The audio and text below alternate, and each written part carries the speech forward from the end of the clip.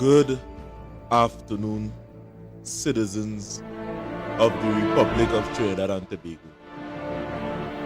My name is Renison Jeffrey, and this is the Workers' Rights Platform. We are broadcasting live from the Workers' Rights Network. Now, today, being the 21st of the 12th month, it wasn't our intentions as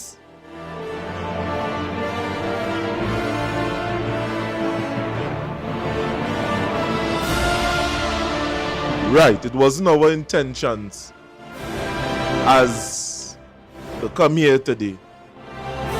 But there is a conversation that is existing within the public domain.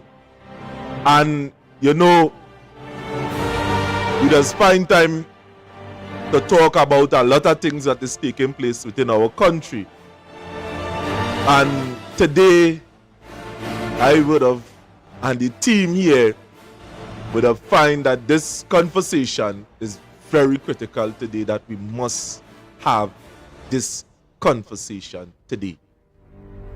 And coming from this broadcast, it will spur a lot. So this is number one in our series of broadcasts, in which we will have over an expanse of time. Because to you, the citizens of the Republic, we must be smart and we must be wise in our delineation of facts. At the end of the day, we mustn't let people place things within our head.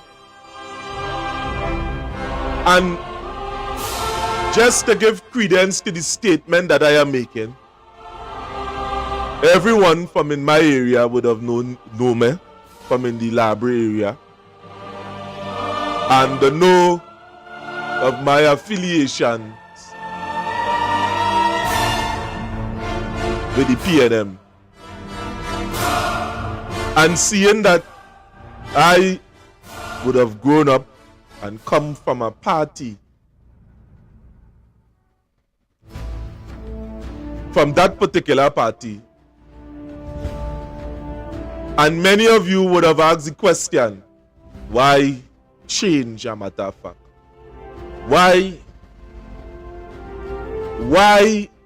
move away from your usual opinion?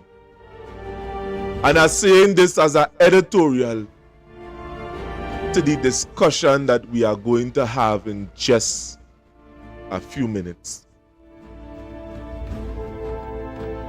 Now, being anybody that belongs to any particular party in general does tend to only listen to doctrine that comes from that party. So when you're asking yourself why remain a PNM or why you remain a UNC, it is something that is self-explanatory. We associate ourselves with information that we think is necessary to us. There are very few critical thinkers outside there that try to see things outside of the box. There are very few. And if you today is a critical thinker, then you is one of the very few. And when I mean critical thinker, you do not subject yourself to just one information source or one information base or a channel or a broadcast that only carry one type of information. You need to shop around and weigh the pros and the cons, a matter of fact. Because in this instant here, let me come back to the PNM story. What I would have done throughout the years, to make a long story short, something wasn't right in my area, being a predominantly PNM area. You're seeing the telling you that what they are doing, they're doing it for our benefit.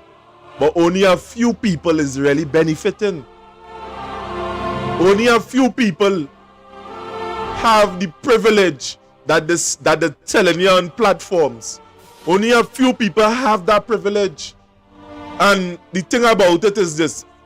It's not for the poor, you know, because we have no privilege. Because you're here in a cap on the pension at $25,000 going and take place. And at the end of the day, the politicians, the bigger sets of politicians, they don't have no cap on their pension plan. And when they see his problems, they reshape the whole discussion. So at the end of the day, what they are mentioning on platforms, it's not adding up. It wasn't adding up in my mind. I would like to thank, before I go on, I would like to thank the many of you that are joining us on this live stream here today on such short notice. Thank you very much. I really appreciate it. But let me move on with the discussion at hand. It is important that you shop around and you compare information from different sources. Don't just rely on one source. So, in this discussion with Gary Griffith here this afternoon, as I say, this is the first in many series, and we urge many of you to follow through as we break down and we dissect the information that is before us. Now, with the team that we have here, I was asking myself and asking the team, is it possible to put all those press releases together from Gary Griffith throughout the various networks, or from the various networks, as a matter of fact, and try to break it down logically? Because we hear him on other platforms, we hear his opinion concerning certain things, because it is very impossible not to hear Gary Griffith's opinion. He make it public. It's all over social media. It's all on Facebook. It's on YouTube. It's on WhatsApp. And in this discussion, in the breaking down of the information that we have in our possession, we decide to make this information public here today. But before we go into the deep core of what he would have said, it is necessary that we go into the parliamentary discussion into how Gary Griffith was inaugurated and under what condition the Prime Minister of this country and other people would have seen it fit to give him one of the highest ranking in the police force that was ever seen. We need to go into that discussion. So to the critical minds outside there, I ain't talking about the Bacchanal one, because I would have come in and wild up the scene. Today, I really need you to follow me on this journey, in this important discussion here today. Very much important. So what we are going into here is just part of what we are going to discuss, a matter of fact.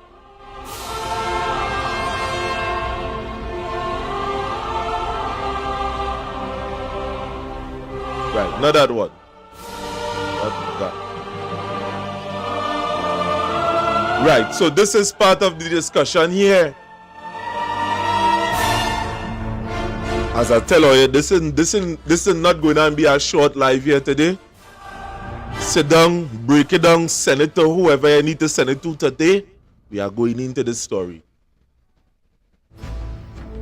Now, this is the nucleus.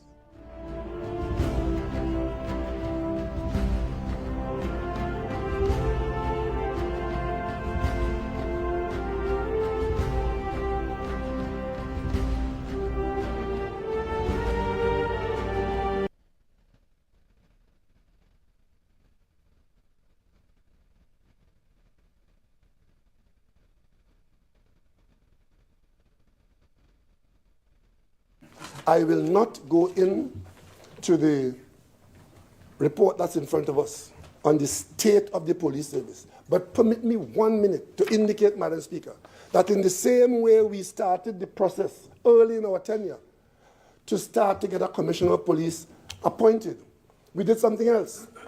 We appointed a high-powered committee under Professor Ramesh Deusaran, involving the police and other experts in the country, to examine the police service under what we call a manpower audit. That's right.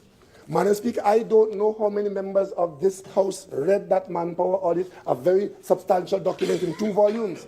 But subsequent to the committee that received that document, which we laid in the Parliament, the Deusaran Committee did yeoman service in this country and presented to the government the findings of that report. We laid that report in this Parliament and sent it immediately to Joint Select Committee. It is a committee on the state of the police service, and I recommend it as bedside reading. If you don't want nightmares, or if you want nightmares, read that as bedside reading in the country. There are restricted volumes available. I promised today as Prime Minister to make 10,000 copies of that document available in this country, so the population could see what is the police service of Trinidad and Tobago, and to understand why we are losing the fight against the criminal element, Madam Speaker. And I keep saying, and I'll say it again, I have no named horse in this race. But what I want for myself, for my family, and for every citizen in this country is an effective police service. Madam Speaker, when you read that report, and we said it here, we are not going to support the nominee number 3, who was acting commissioner for 6 years.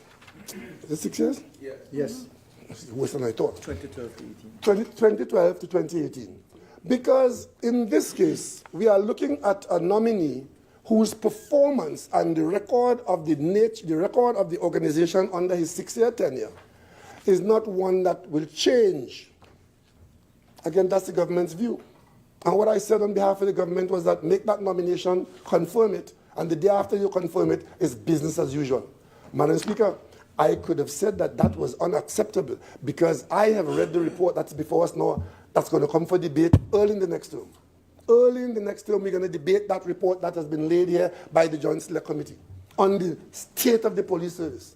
And anybody who reads that and tells anybody in the executive that we should appoint the leadership that is there now, clearly does not want any change in what is parting for policing in Trinidad and Tobago. I know that there are people in this country, few as they are, but who are hell-bent on locking their fortunes in preservation of what exists today in Trinidad and Tobago. The government of Trinidad and Tobago is not one of those. We want change and we want improvement.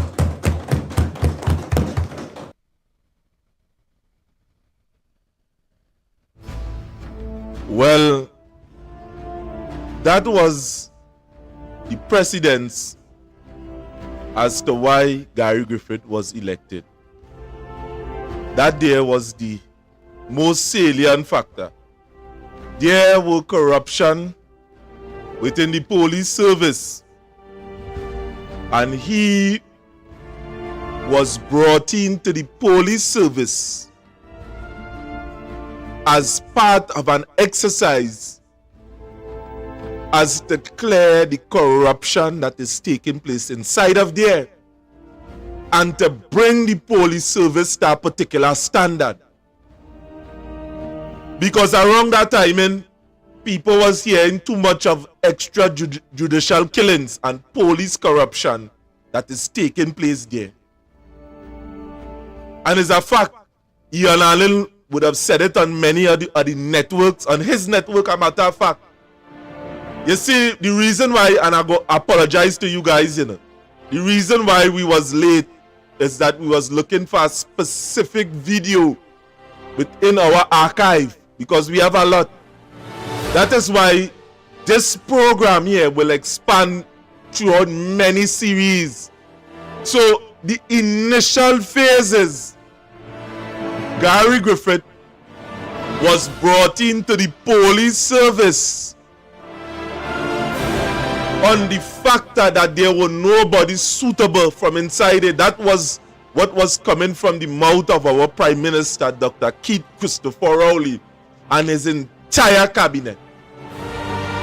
His entire cabinet. And even members of the opposition. And I go tell you why, you know, this game of politics here in Trinidad and Tobago, it's very nasty. It stinks. So the fact that both opposition and government would have acted, even if they would have abstained from the votes in the delivery from Rudal Munilal, Dr. Rudal Munilal, he would have stated what on the resume of Gary Griffith is just what his government at the time would have implemented. So he say Gary Griffith is boasting. Gary Griffith is boasting on the accrements that would have came from the UNC party. They see, I go end that discussion right there because we are going into this video here. We're going into this thing from its entirety, and we are going to come back and delineate on the information that we have presently. We can't go into too much. As I say, is a lot. Thanks to the research officer for going into all these documentation that we have before us here today. So, just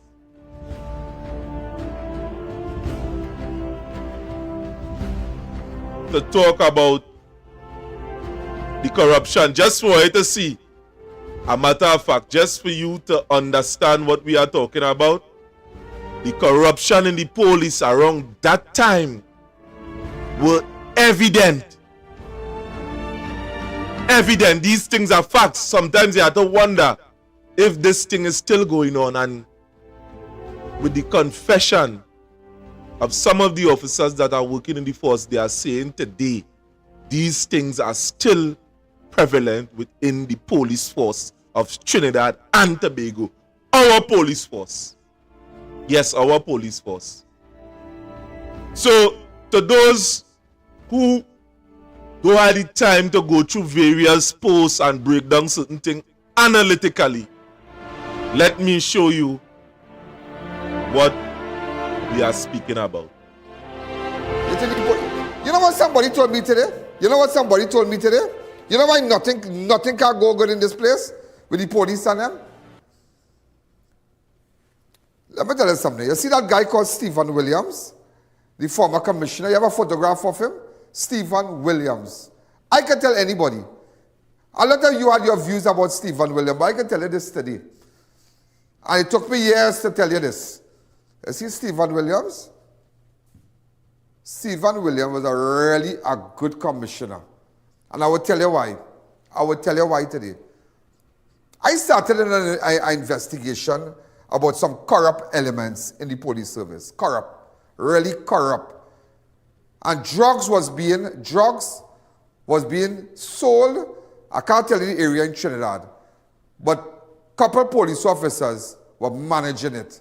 I even sent message to let them know that I know, but they were so involved that they just didn't business. They didn't business about it, and they were running their operation, running it, along with some notorious elements. And somebody asked me, when I got the information, I said, boy, this thing has death in it, you know. This thing has some death in it. This is a real serious thing, boy. This is a real serious thing. And I called that man. That's years ago. I called that man. He said, Mr. Allen, after your studio, you come up and meet me. Boy, I going to meet this man. And I go with a document, but you know, I don't cross my T's and I dot my I's. I ask no question, I'm giving it back to you. And I started to explain everything. And we were seated in the commissioner's boardroom, where they would take all the seniors there and have the meeting. And we were seated right there. He asked me if I want a cup of coffee. He said, Mr. Allen, I'm alone here, you know, so just have officers outside. I didn't want to bring nobody, you know. I know the information you tell me. I know you're that kind of funny man with with your information. And I started to laugh. And that man started to write. Boy, I'm going to tell you, the man impressive, he could talk. And the questions that man asking me, and I answering back, and I said, but wait now, this man is an intelligent man. And ladies and gentlemen, you know, it didn't make it 2 weeks. Well, you know, he was to do his thing and put this thing in place. Everybody was transferred out of the zone. You know. I can't tell you which zone, I can't tell you. And I watch and I shake man and I laugh.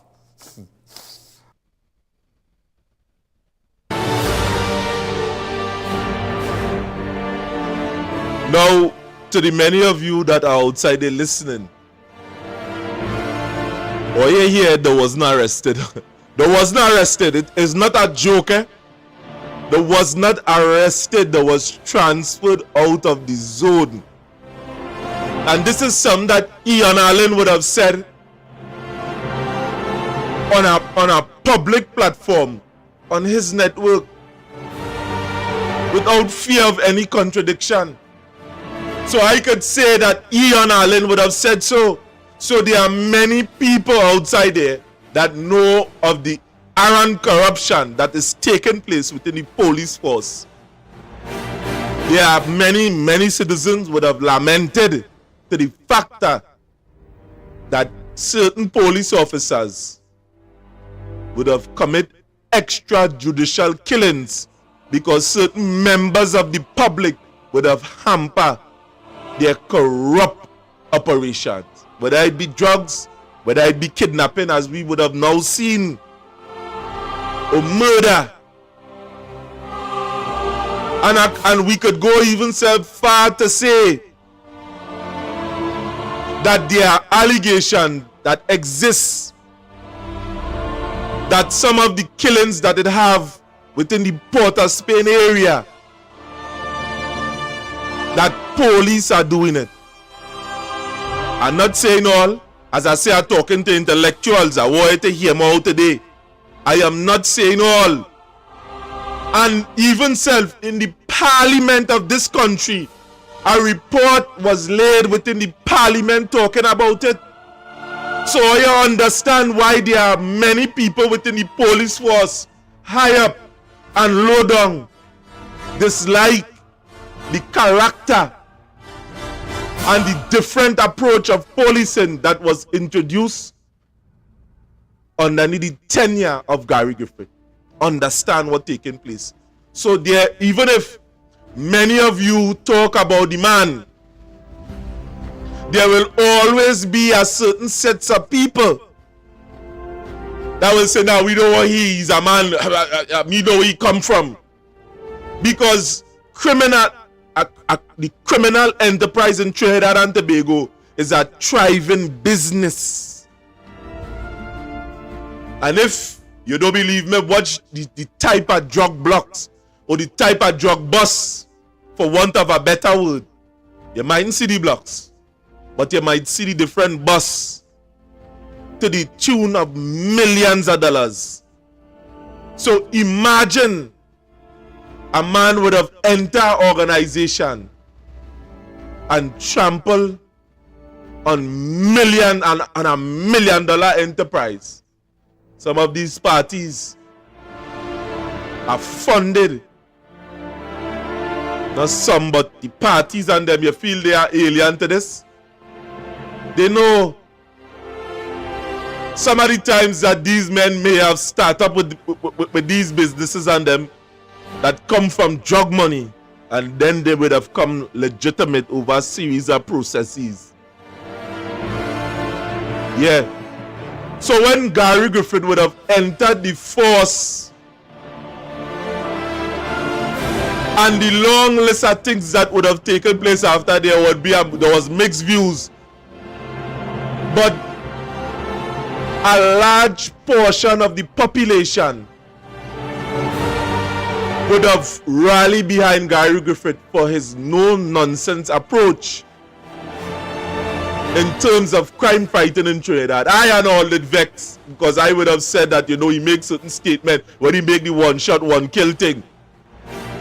I get disenfranchised with the information, but there are times people of Trinidad and Tobago, you need to be tough on what you said. Now, Johnny Abraham would have said the same thing too, you know.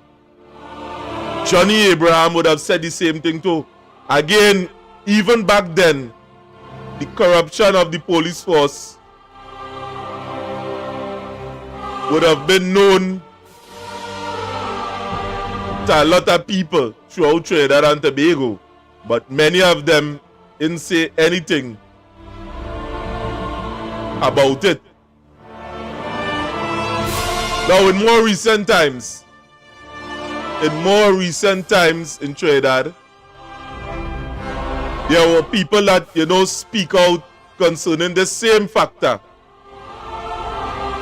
about corruption. And let me bring up one from recent times so we could start.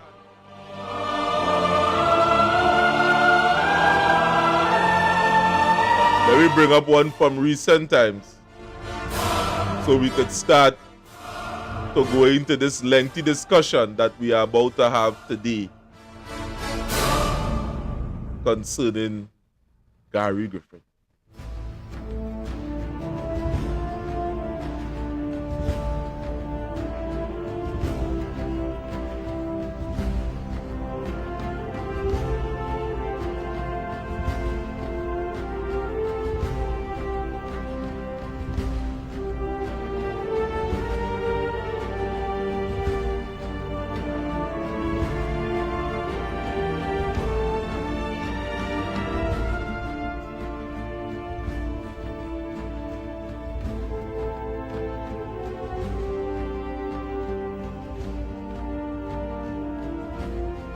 The DCP want us to come and meet her and have coffee. Where is this happening? Because I have quite a bit of suggestions for her. She's talking about, they want to regain public trust. How y'all plan to regain the public trust when you're seeing police officer held for fraud, police SRP held for sexual assault, police officer held in robbery, police vehicle this morning used to kidnap some businessman, police inspector pulls gun on wife. If you do not say your wife, what are you going to do to the members of the public? Then you have the other inspectors that have the Venezuelans wearing the police uniform. But if I try on the uniform, I go break the law, right? Among a lot of other, indiscretions, a lot of police catching themselves in. So you want us to have trust in the police service, and that's what all your hired guns do. Not to mention, you have them hoggish, bitter females who want to talk to the public anyhow. You don't know where the St. Joseph police station is, and then that next one down Point 14. If people were paying attention to the comments, they would realize that people were saying that is how she is. That woman should not be a police officer. They see that attitude? Right? Not to mention, all you making up rules as all you go along, because all you was telling some members of the public, once you say emergency vehicle, whether you have your indicator on or siren on or not, give way. All you remember that? Right. But we must have trust in the police service. When you go to report incidents of threats, etc., just drag your feet. Let a minister go and report it now. You'll see how fast the elite squad does come out from God alone knows where to run to the rescue. Remember when, back in 2018, somewhere there, 1920, wherever, there was a colony woman that got kidnapped. The elite squad came out and found this woman alive, while there were other kidnapped victims who police was catching their ass to get cyber crimes and TSTT to give up the phone details. But all you want to have us have trust in all you. When all you start to execute the same zealance and exuberance and zeal in doing your work for the politicians and the senators and those people, and you want to do it the same way for us, then the public trust will increase. When I come to report my phone lost and they pull out the elite squad to go behind my phone up in wherever to protect my pictures or whatever shit I had on the phone, then we will have public trust. But the minute all you don't have that same level of commitment to the job for the regular Joe as for the politician, all you have problems there. Serious problems. But DCP, I'm willing to have some, I don't drink coffee, but I'm willing to have a conversation with you. And yes, let's discuss this, because too much of bullshit going on in TTPS that is affecting the public, that all you're not addressing, but all you will respond in haste for the politicians. Right? And when all you start to improve on those things, then you will see trust improve. You will see the public trust gained there. All you let me know what all your thoughts are and share your experiences, as well as what all you think would increase the public trust in TTPS.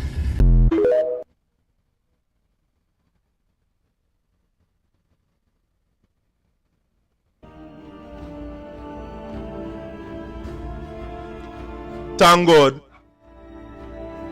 everybody not stupid outside there, according to the Prime Minister of Trinidad and Tobago. Now, that was a recent list. As I say, the problem that we does have here is that we just want to say so much so fast, a matter of fact. So we are going into, we know the police service is littered with corruption and information would have came out, but the Prime Minister of this country was privileged to that information. He was privileged to the information that this country is out of hand. And you know, to the many of those that are outside there that are stating that, you know, Gary, the numbers went down in his timing because of the COVID-19, I am saying to you that is not the case. And why I'm saying that? There is a common fallacy that is known as the come hock fallacy, and let me put it up on screen. There is a common fallacy that is known as the come hock fallacy. It's a fallacy when several different things are taking place at the same time, and we are trying to we just pick out one out of the several different things, and we are trying to pull a cause and effect, a causal relationship, a correlation between the two. So because of this happened. You understand? So the come up fallacy or correlation fallacy is a logical error that occurs when one mistakenly assume a causal relationship between two events solely because they happen simultaneously in close proximity. Now, I would have heard many other people outside, they're clever enough, would have tried their very best to downplay the achievement of the former Commissioner of Police, Gary Griffith, and not understanding that they would have committed one of the greatest fallacy, which is the come hock fallacy, as to discredit the performance of Gary Griffith. None of them so far, none. Who would have said it was this? Haven't brought any evidence as to say that what he would have accomplished is not so because this was going on. Yes, there were certain factors, but how much it was. Now, this fallacy, also known as a latter friend, come hock, ego practa hock, right? With this, therefore, because of this. Correlation is possible without causation. That is true. And more through investigation, it is necessary to determine which caused which. You see, and again, as I said, there are many other people outside here that would have sought by whatever means, mischievous or not, to try to discredit the contribution that was brought to the people of Trinidad and Tobago by using the Comoc fallacy to discredit his accomplishment. You see, there are people that are so intelligent and they are using their intelligence on you within a particular way as to deconstruct logical thinking from you, the individual. So they bring in a flawed set of thinking to you, or evidence that are logically flawed, information that are logically flawed, to cause you to go down a particular direction that is not beneficial to you, the members of the public. And I want all you to remember the contribution that I would have made before. It is important that you look outside of the box instead of the box that certain entities are trying to box you up in. It is time that you look outside that box before you jump to any conclusion as to the former commissioner of police. And before we go in, let me put some figures up there that you might understand, a matter of fact, where we coming from. Right, this is the merit list.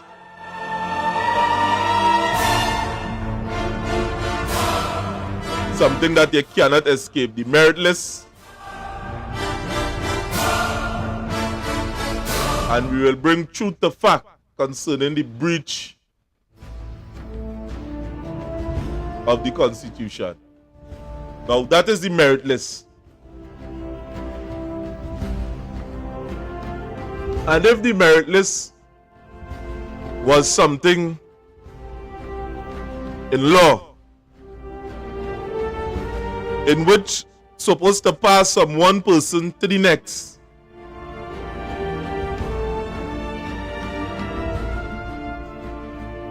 and that didn't take place, what we must now ask ourselves, citizens of Trinidad and Tobago,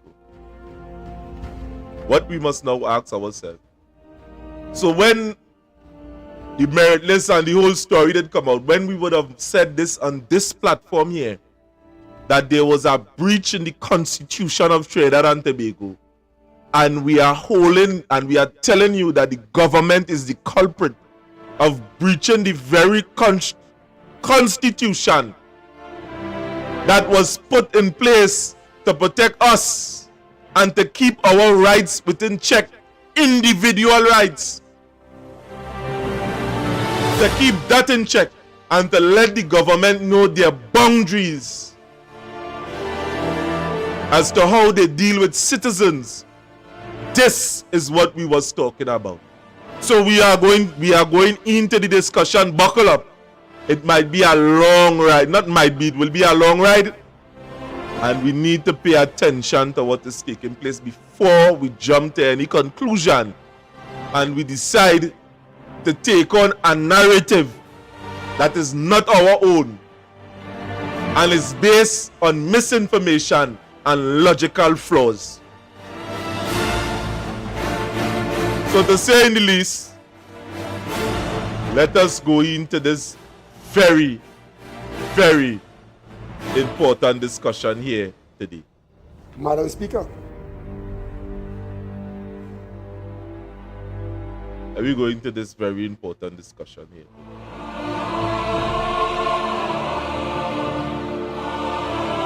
So this is part one.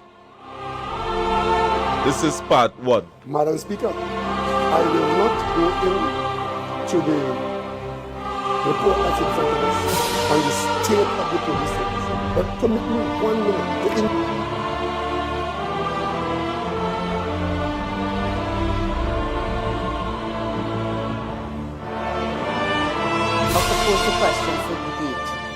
Be it resolved that the notification of the President of the nomination by the Police Service Commission of Mr. Gary Griffith to the Office of Commissioner of Police be approved. We came to a general election in 2015.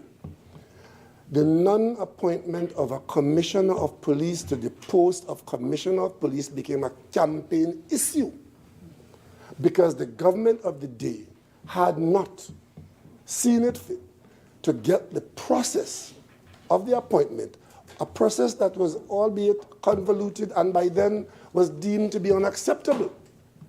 Because if I may repeat, Madam Speaker, I happened to have at that time hold the position of opposition leader in 2010, going forward 2012.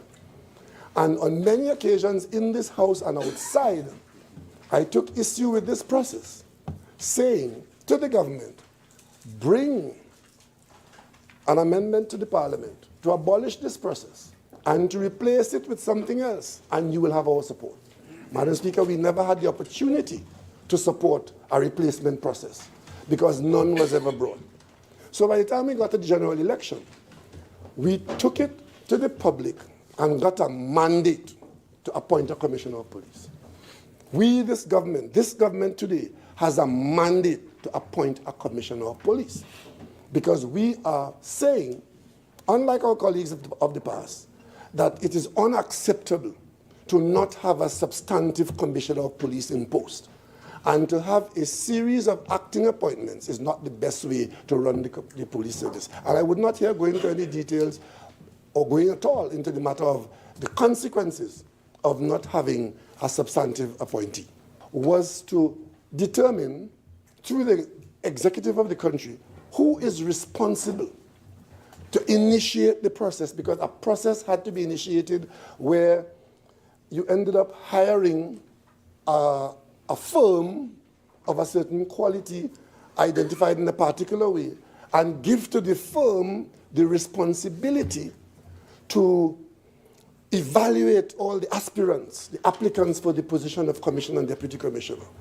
And Madam Speaker, for many months, we could not determine who it was in the public sector administration was responsible for that. I can tell you as Prime Minister, I had to be inquiring whether it is the commission who initiates it, and the answer was in the negative. Whether it is the DPA, the answer was in the negative.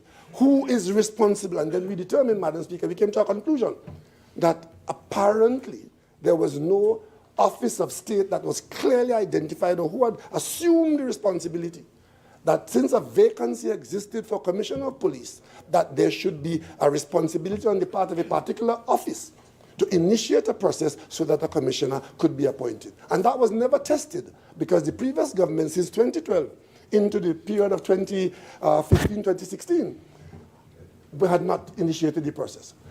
The Attorney General, in advising this government, determined that we could look at the order, because it is the order that has the do's and don'ts in it. And we came to this Parliament, Madam Speaker, and as a Parliament run by majority rule, we amended the order. And one of the things that we did in that order and interfering with the order, in our attempt to get the process started, not to get inside the process and play a role inside the process, it was to deal with this issue that the process could not be started, or I should say would not be started.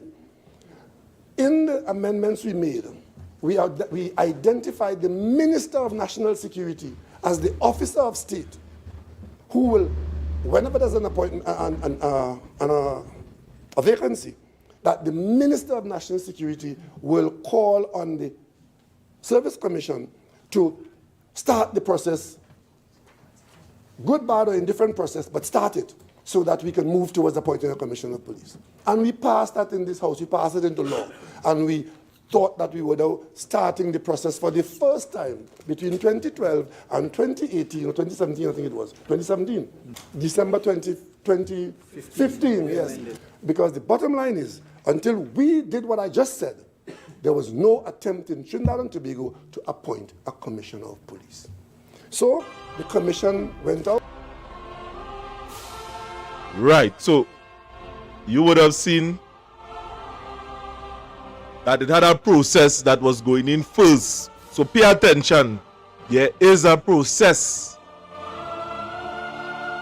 There is a process that was debated in Parliament and passed in Parliament. There is a certain way that this thing's supposed to be done, no matter of fact. And we will come up to the part because as I telling you, today we would like to show you where the Constitution of Trinidad and Tobago was breached. Before the list would have reached Parliament, it was intercepted by the Prime Minister of Trinidad and Tobago, Dr. Keith Christopher. All he say he went in the list. And here why? We can tell you why. Let me go back into this conversation here today.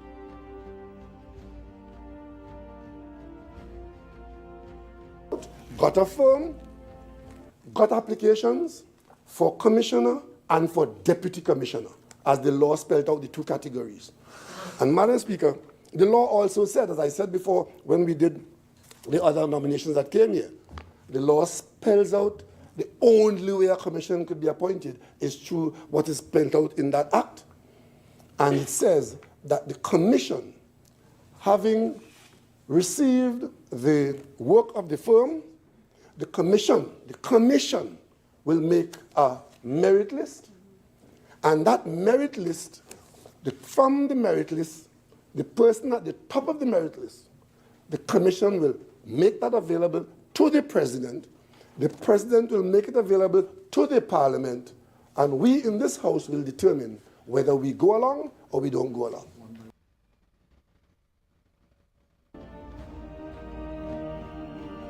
Now, people of Trinidad and Tobago, pay attention. Now we come in with the information. Now you hear the Prime Minister of this country. Let's go to the President, and then the President bring it to the Parliament. And we would have heard with a confession from the Prime Minister himself that the list was intercepted. And nobody tell the Prime Minister anything, nothing come out of that. No issue or wrongdoings ever take place. Why the list was intercepted? We just put it up on screen for you to see, because at the end of the day, they didn't want it. Gary Griffith. So they intercept the list. This all over the public domain for you to see. And this is the democracy that we have in Trinidad and Tobago, in which the Prime Minister, the culprit, would have intercepted a list, breached the very process of the Constitution of Trinidad and Tobago, in which you debate upon. And all you're seeing when people say they are afraid of talking out against the government, this is what it is. It spells death. It spells death in this country. It spells the fact that, all right, we will take away your earning capacity. That is what it spells. So when we go down into the nookie and cranny within the various areas, community and districts, we could see why people are so afraid to speak out against the government of Trinidad and Tobago. That is why people are so afraid. That is why people are so afraid to speak out against certain things. Because if they could do that to the commissioner of police, this is what take place here. And at the end of the day, nothing can come out of this. My God, what democracy that we have in Trinidad. Since that would have taken place, he ought not to be the Prime Minister. This corruption is so big that we have seen in various talk shows that they try to sweep this underneath the carpet. They're trying. And we must pay attention to what is taking place in this country. It's not a game.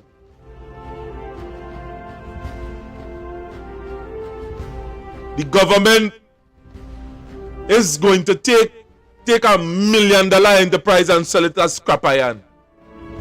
That is that. Boy. Anyway, let me go into this. Let me go back into the discussion, the very important discussion that we are having here this afternoon. And it can only be done on a one-by-one basis. So the law, the Constitution says you take the name at the top through the root, and it comes here. If the House doesn't support it, then the Commission goes back to its merit list, the same merit list, and it will then take the next one at the top. Madam Speaker, the Commission, in doing so, would have established from its applicants a group of persons who qualify to hold the post of Commissioner of Police. And that would be in the documents provided to the Joint Select Committee. When the first notification came here, Madam Speaker, before it came to this House, there was a lot of disquiet in the public about how the thing went. And all of us in the government, and I dare say in the opposition, came here to this House with certain qualms as to what we were dealing with. As a result of that, Madam Speaker, I on this side, leading this side, said to this House that the House should seek assistance. And the assistance we sought was to send the notification that we received, a special select committee of the House, which is quite different to a joint select, because the other House is not involved. That was done, Madam Speaker, on Friday, February 2nd. And there are concerns, Madam Speaker. This government's major concern, and I said so before, I even call it the deal breaker. Our major concern with the work of the Commission in establishing its merit list, as only the Commission can do. It is only the Commission that is authorized under law to establish a merit list. And the Commission established a merit list. And on that merit list, Madam Speaker, the Commission placed two persons who had not applied for the job as number one and number two for the post of Commissioner of Police.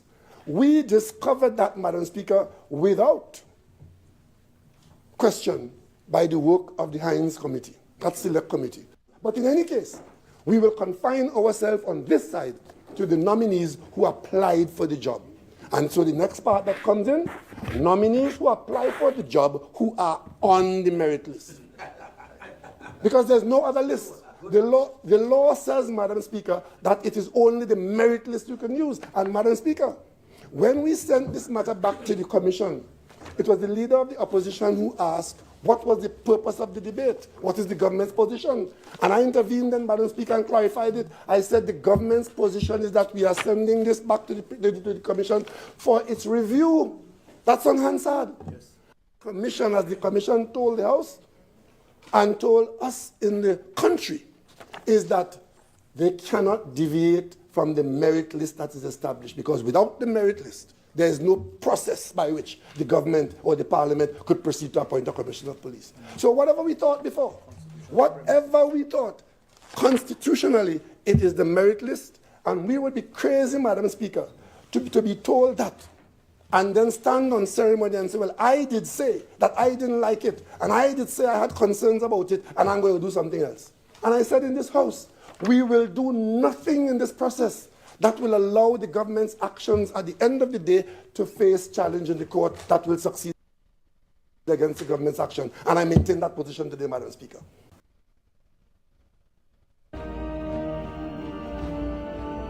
Now, the same merit list that the Prime Minister of this country, Dr. Keith Christopher Rowley, the Honorable Dr. Keith Christopher Rowley, is talking about, is right here, Amatafa, right here, Amatafa, at the side of the screen. And that same merit list, the process by which it would have reached the Parliament the last time.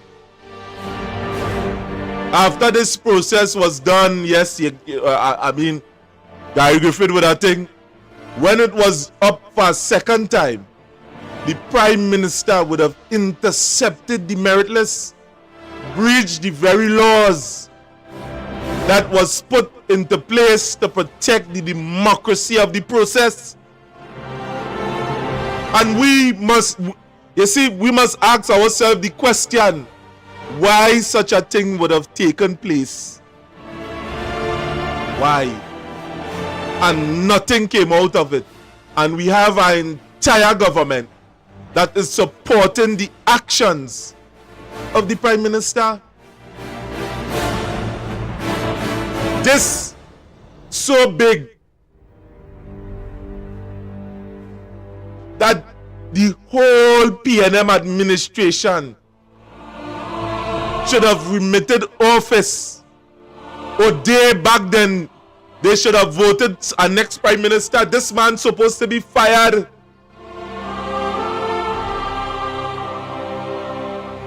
And nothing come out of it. At the end of the day, the people of Trinidad and Tobago, the biggest sets of crooks that it have in this country is in government. And I say that without any apology. How you, at the end of the day, could be breaching the laws of this country? You so brave, you're breaching the law. And we are, and it are people that is siding with them as to make the Caribbean Court of Justice as the last court of appeal. Are you seeing why this initiative that they're trying to put this into full dictatorship must be thrown out the window?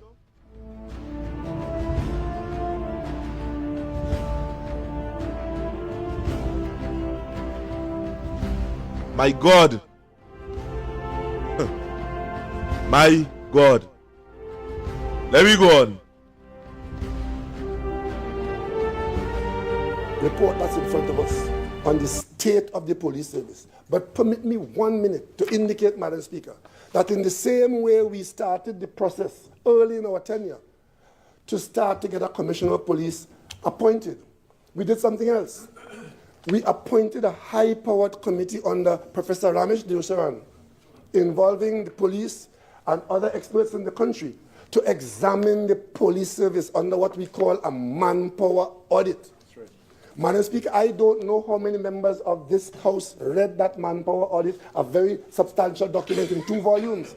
But subsequent to the committee that received that document, which we laid in the Parliament, the Deusaran Committee did yeoman service in this country and presented to the government the findings of that report. We laid that report in this Parliament and sent it immediately to Joint Select Committee. It is a committee on the state of the police service, and I recommend it as bedside reading. If you don't want nightmares, or if you want nightmares, read that as bedside reading in the country. There are restricted volumes available. I promised today as Prime Minister to make 10,000 copies of that document available in this country, so the population could see what is the police service of Trinidad and Tobago, and to understand why we are losing the fight against the criminal element, Madam Speaker. And I keep saying, and I'll say it again, I have no named horse in this race. But what I want for myself, for my family, and for every citizen in this country is an effective police service. Madam Speaker, when you read that report, and we said it here, we are not going to support the nominee number 3, who was acting commissioner for 6 years. Is it 6 years? Yes. Worse than I thought. 2012 to 18. 2012 to 2018. Because in this case, we are looking at a nominee whose performance and the record of the organization under his 6-year tenure is not one that will change. Again, that's the government's view. And what I said on behalf of the government was that make that nomination, confirm it, and the day after you confirm it is business as usual. Madam Speaker, I could have said that that was unacceptable because I have read the report that's before us now that's going to come for debate early in the next term. Early in the next term, we're going to debate that report that has been laid here by the Joint Select Committee. on the state of the police service. And anybody who reads that and tells anybody in the executive that we should appoint the leadership that is there now, clearly does not want any change in what is parting for policing in Trinidad and Tobago. I know that there are people in this country, few as they are, but who are hell-bent on locking their fortunes in preservation of what exists today in Trinidad and Tobago. The government of Trinidad and Tobago is not one of those. We want change and we want improvement. Madam Speaker, when you read the state of the police service today, you're asking yourself, how did we get here and how are we going to get out of it? Those questions are still valid. And we started by saying that we are going to have a commissioner of police appointed whose assignment, I could say to you, the report that's before the Parliament, that's going to come up for debate, would be the work program of anybody who is appointed as Commissioner of Police. Because the recommendations are so many, so varied, so important, so urgent, so critical, that any person who walks into the office of Commissioner of Police, that will have to be the starting point of their assignment. And Madam Speaker, it is one hell of a task. It's not easy.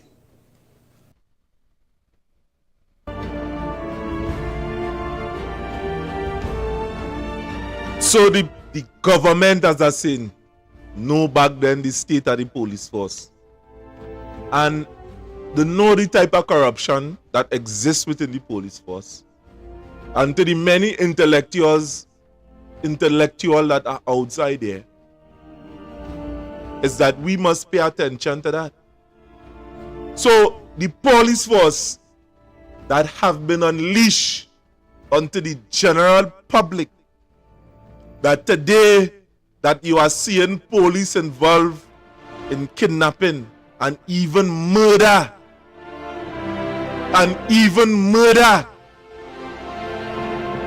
Keith Rowley and Fitzgerald Hines cannot be absolved or should not be absolved from what is taking place now within this police force. What we are facing here, they cannot be excused.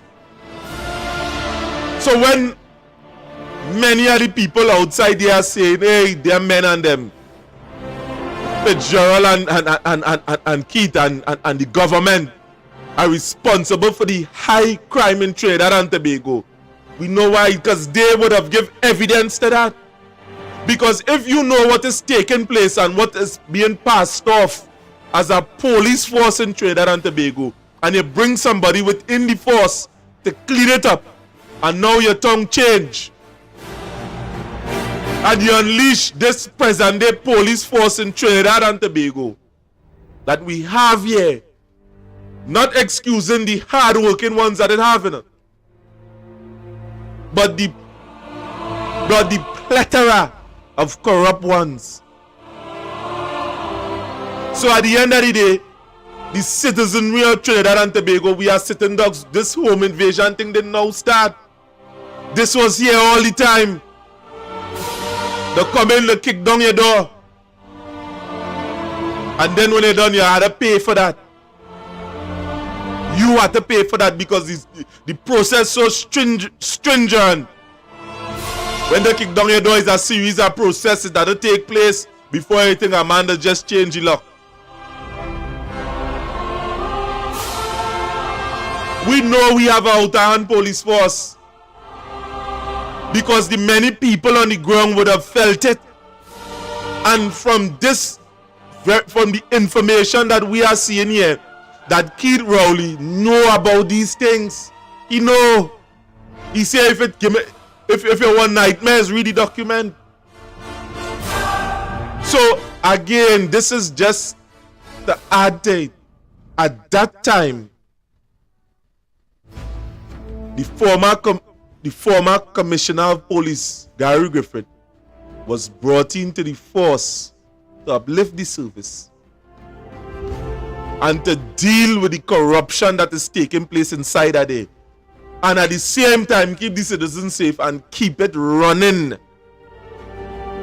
and keep their image up there. So at the time when you're seeing Gary on camera and thing and photo ops as somebody comments here that we hearing within the social media space. That was to bring out and enhance the imagery of the police force. That was the mandate. And we must ask ourselves a question. Was that mandate? Did that mandate become true? If you used to look on the screen here, and you see 600, 393, 400 in the bottom, 494, 509. But you see why his name went back? And you see why the Prime Minister had was to go to the President House? It is a game, yes? And trust me, we are living in a country in which the people are short-sighted. And we start to believe the nonsense that is coming out of the Prime Minister's mouth. We start to believe that.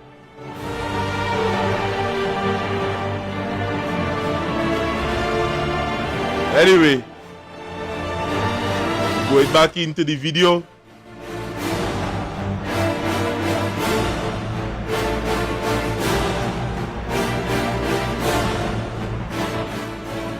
There are two jobs in this country, but probably the worst two jobs in the country today. One is Prime Minister, and the other is Commissioner of Police. Spokespersons for the Police Second Division jumped out and made a statement that I find quite disturbing. And the statement is this, that they don't want this individual because politics and police don't mix. Madam Speaker, let me just for the moment examine that statement, which I find to be a very disturbing statement. Because what the police is saying, that they have an alternative to what might come out of this house. And they might also be saying that they should be left to be pleased in their own way as to who should run the police service. Let me say something to the police today from the Parliament.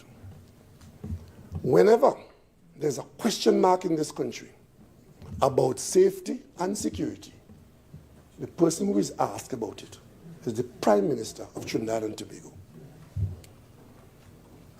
And if that is so, I've heard no murmurs, so I presume that I'm right. Somebody killed somebody, is the Prime Minister. Somebody break a shop somewhere, is the Prime Minister. Policeman gambling somewhere, is the Prime Minister. Madam Speaker, if that is so, and I just point out to you that the government, the commissioner, the government has no say in the police leadership, but the Prime Minister of Trinidad and Tobago is also the Prime Minister, in that role, is also the chairman of the National Security Council.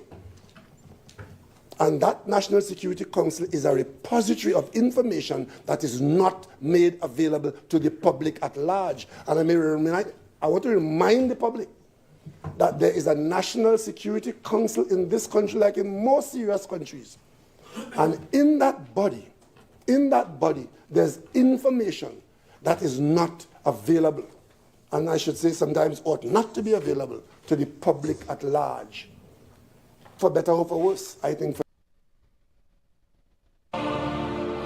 So by that statement, Gary, that was said there by the Prime Minister of this country, is that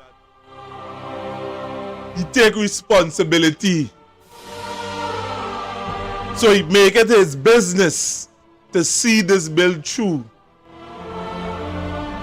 And just years later, you hear Ian Fitzgerald, I not to be blamed. Or you see now this man does stab himself. But the salient issue here, is that we are talking about Gary Griffith. The salient point that you must understand in this whole story here is just a few years after that just go against Gary Griffith. And we must we are forced to believe here from the Workers' Rights Studio and the many researchers outside here that would have contributed to this program here this afternoon, is that the statements and the utterances of Gary Griffith within the public domain, what he's saying in the public domain, this man is correct, is justified. Why you want to get rid of a man just like that without any kind of excuse? And there are certain media personnels, for want of a better reason, for their own gain or for the gain of the people that is paying them to talk against an individual that have a track record that is undeniable, and as again, they are using the come hoc theory, fallacy, a matter of fact, to discredit the accomplishments.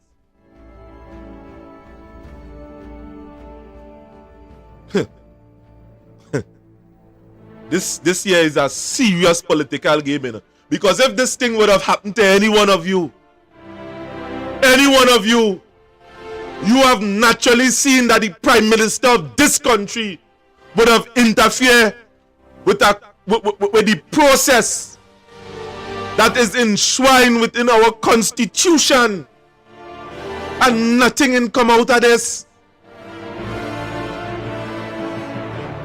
My God.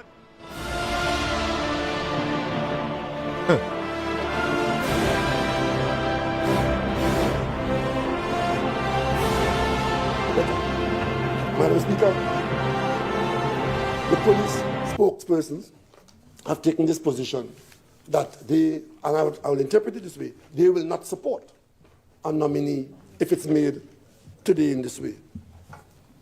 That, Madam Speaker, is an unacceptable position, because first and foremost, persons who are employed as police officers in this country are not employed there for their own personal entitlement. They are employed there to carry out the duties for which they have been hired. And I will go further to say some of them have either carried out those duties or failed to carry out those duties in such a horrible manner that they have put at risk every citizen in Trinidad and Tobago. And Madam Speaker, the record will show that one of the responses of senior police officers to the Scotland Yard officer in one police station was to pull a gun on the Scotland Yard officer and order him out of his office. That is the history of this country. So today, Madam Speaker, I take very careful note of the statement made by the officer, and I hope that that is just a knee-jerk reaction, because, Madam Speaker, we just can't go on this way. We just cannot go on this way. A physician, heal thyself. Madam Speaker, it is the view of this government that even without this nominee or any other, the current police service is not able to heal itself. Honourable members, I will now propose the question for debate. Be it resolved that the notification of the President of the nomination by the Police Service Commission of Mr. Gary Griffith to the Office of Commissioner of Police be approved. Member for Oropuchis.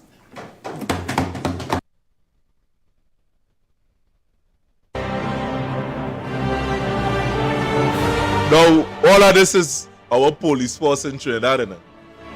Oh, you hear a matter of fact, that a gun was pulled. A gun was pulled when we would have asked international help concerning the police force, the state of the police force. So Gary Griffith was employed within the police force underneath that precedence. Now, let us move on. Now, you see the next part of the review from the opposition now, where Rudal Monilal would have given a statement. Pay attention. Pay attention, because the opposition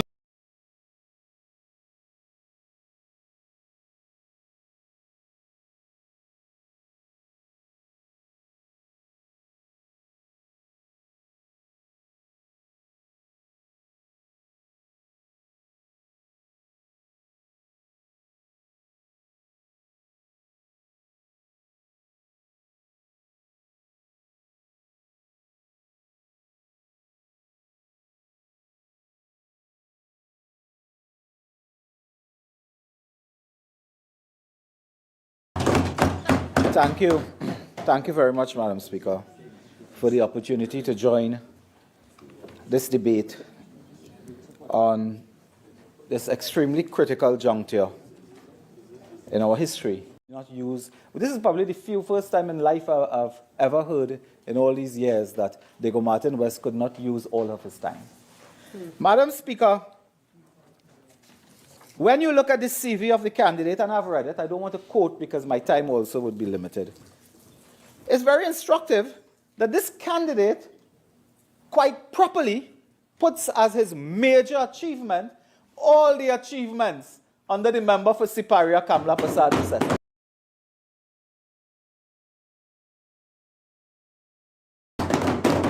And I don't want to, I mean, all the members would have the documents and so on, Madam Speaker.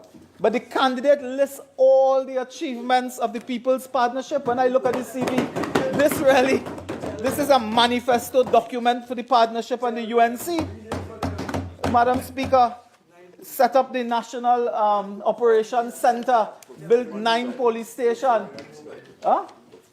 It's performance directed. This is a manifesto of the People's Partnership. All his achievements as National Security Minister, National Security Advisor. In fact, with great respect to the nominee, I didn't see much achievement before 2010 at that level. At that level. But the Prime Minister will not tell you that today it may be the government intention to huff the National Security Minister of the People's Partnership. To huff him. But don't praise those on this side for the performance of the People's Partnership Administration. It speaks about armored cars being ordered, dealing with gangs, dealing with E999, rapid patrol, and so on. All the policies that point forth in dismantled that were established by this candidate. So after today, you will not have the moral authority to ever condemn the United National Congress on not fighting crime. Because if it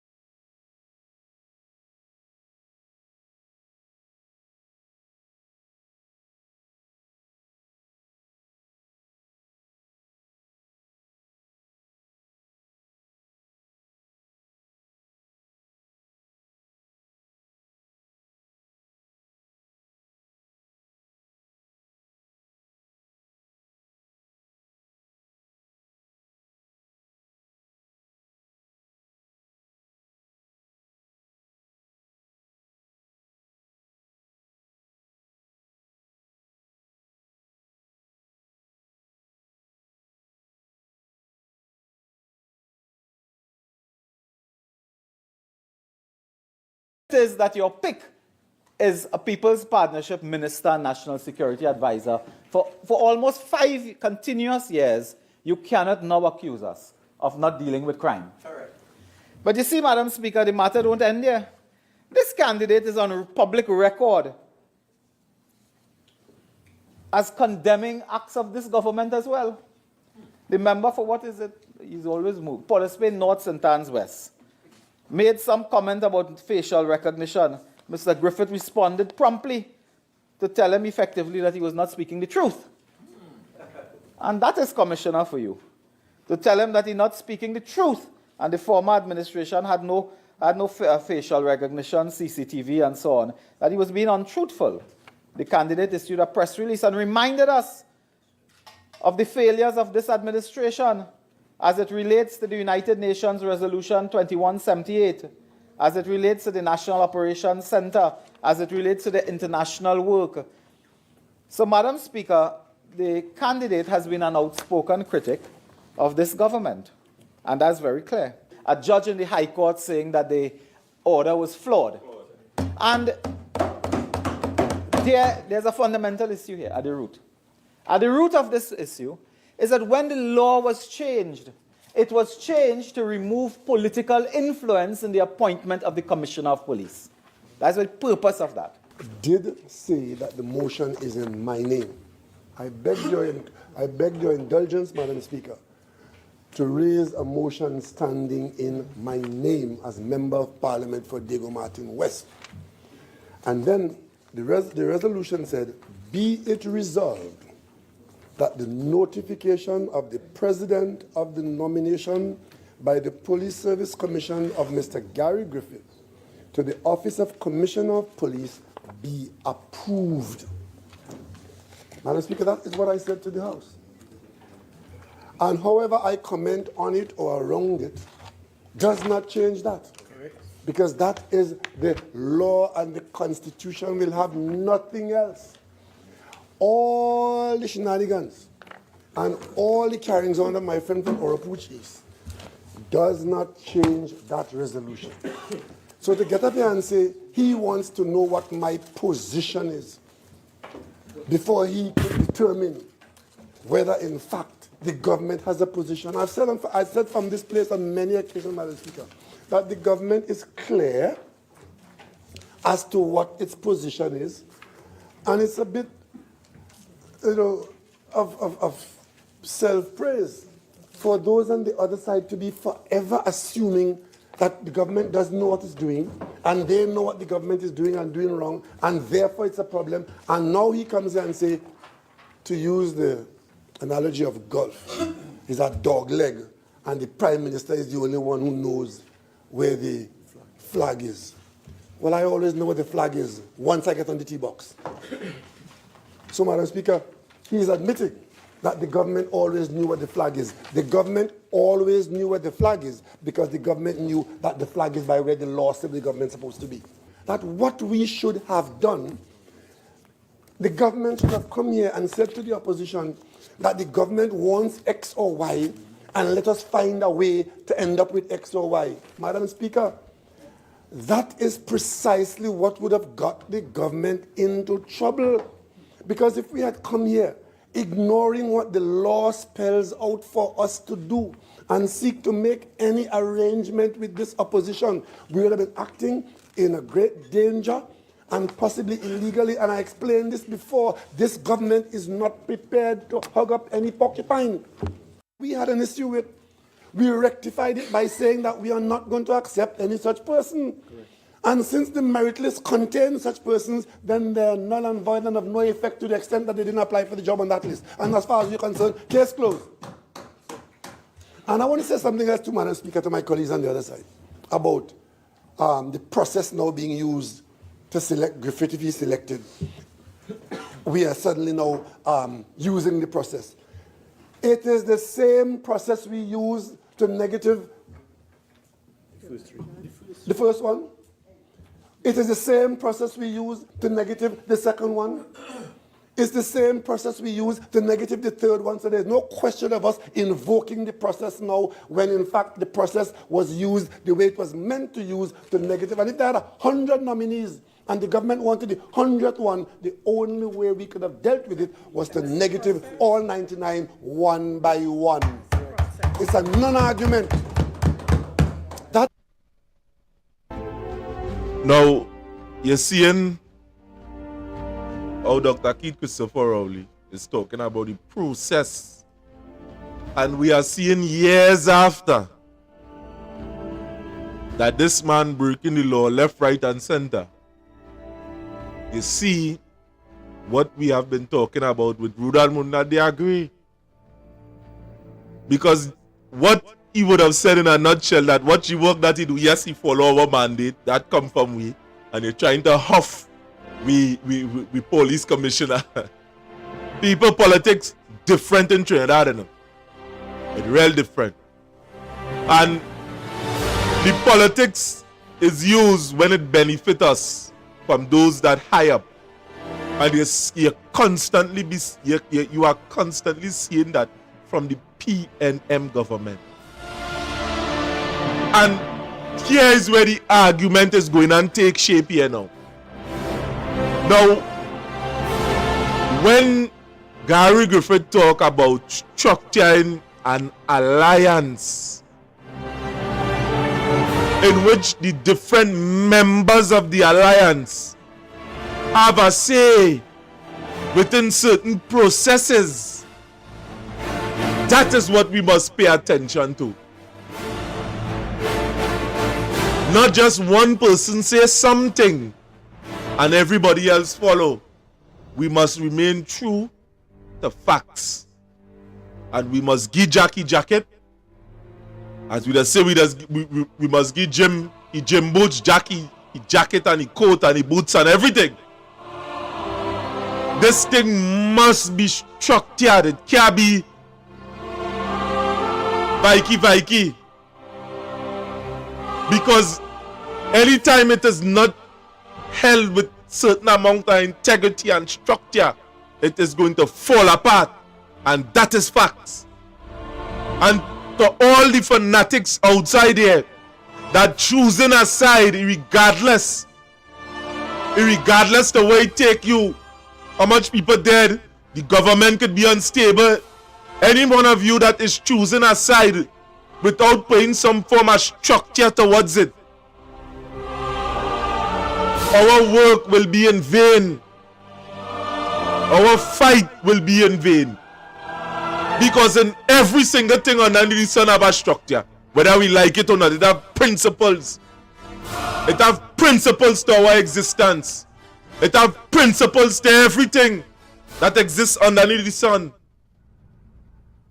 It's just that some of it we know. And we was offered a chance at life. That when we come here, that we don't take advantage of everybody because, you know, we are human beings together. And if many of us do here, we will feel, he is going to feel, because there is a God. And there is order to what we are seeing here underneath the sun. If people don't see justice here, just remember that it will come. So to go back into the discussion, again, as I say, it's a little long. It's a little long. This is what the law puts in place, and if it is tedious and laborious, then so be it. I take careful note of the fact that the leader of the opposition is for another time absent from a debate of this nature. I take careful note, except to draw to the country's attention, Madam Speaker, that the leader of the opposition was the leader of the government that for 3 years didn't see this assignment as an important one for the government to deal with. I find it amazing that a member of Parliament will come into the House and say that a person who is in line to be a police officer, regardless of whatever rank it is, could or is a witness in a matter. And that is a basis. Big point. And that is a basis that the person not be in the position. Madam Speaker, I wonder if my colleague from Orapuch East, and he's keep fulminating, Madam Speaker, I ask for his control, please. This is disturbing me. Madam Speaker, every single police officer of every single rank is a potential witness against every citizen of Trinidad and Tobago, depending on any matter. In the criminal cause, complainant and virtuous. As long as a citizen finds him or herself with a criminal complaint against you, you can't say which officer in the police service could witness against you. And if we are to take this stupidity further, Madam Speaker, whatever the particular matter he raised is a matter which, Madam Speaker, if he was going to raise it, he should point out that the testimony of the individual who is before us is already on record. Correct. And is not going to be there as a result of him obtaining the evidence by being Commissioner of Police. That testimony is already in place. Prior to the election, Madam Speaker. And I'll go further since he raised it. I'm trying to put it in my doorstep. The matter which generated that. Let me clarify it for the public, Madam Speaker. It was the Attorney General of the UNC who sued the opposition leader, seeking to restrain his public speech. And, Madam Speaker, when the leader of the opposition sought to defend his right to speak and defend the public interest, the then Attorney General discovered that there was witness testimony that would have made his lawsuit a difficult one to prosecute. And the allegation against him, for which he has been arrested since, is that he sought to interfere with that witness. Has nothing to do with me, my party, my government, or my wife. Nothing to do whatsoever. It had to do with the Attorney General and his treatment of his case that he filed and a witness that he alleged to have interfered with. And may I draw to your attention again, Madam Speaker, subsequent to that, he has since discontinued the case against the opposition leader because I am no longer to be restrained by him. What is my colleague from our approach is bringing that in here for now as something that should be taken into account to determine whether in fact this nominee should be a commissioner of police or not? It is to muddy the water, Madam Speaker. It is to make it murky, to appear as though somehow we are doing something wrong. Madam Speaker, if anybody has done anything wrong, right, in that matter or any similar matter, he raised again the whole question of email gate. Let me point out something to him and to all others who have been confusing this issue forever. This is my opportunity to clear it out. When I came to the House with those emails, Madam Speaker, I want to remind the country that contrary to what they have been saying all along, because they are past masters at misinformation, I had sent those documents to the President of the Republic. And they lie with President Maxwell Richards 6 months. 6 months after I took it to the President. I took it to him and asked him whether it would be within his ambit to ask that they be investigated in secret by the Integrity Commission. After 6 months of no activity, Madam Speaker, I then took the decision, which was my decision to make, that the public should know that this matter is out there lying uninvestigated. He's coming to here to ask me for apology. I came to the House, Madam Speaker, and I made the same request of the House, the same request I made of the President then, have this matter investigated. When I took my oath of office, it never came with a caveat to have their permission as to what I should ask for investigation. Mission as to what I should ask for investigation. All kind of discussions of what I should and shouldn't do. I didn't take an oath of office beholding to you and your friends. I took it beholding to the people of Trinidad and Tobago. And when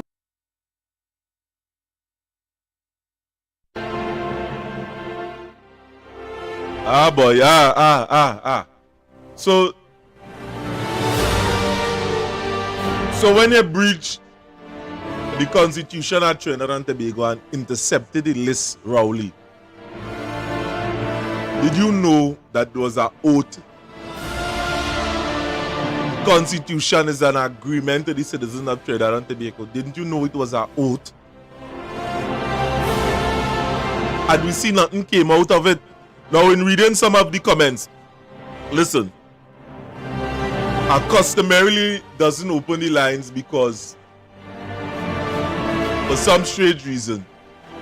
But today, we go open the line and we go ask some of you your comments concerning this whole milieu with Gary Griffith.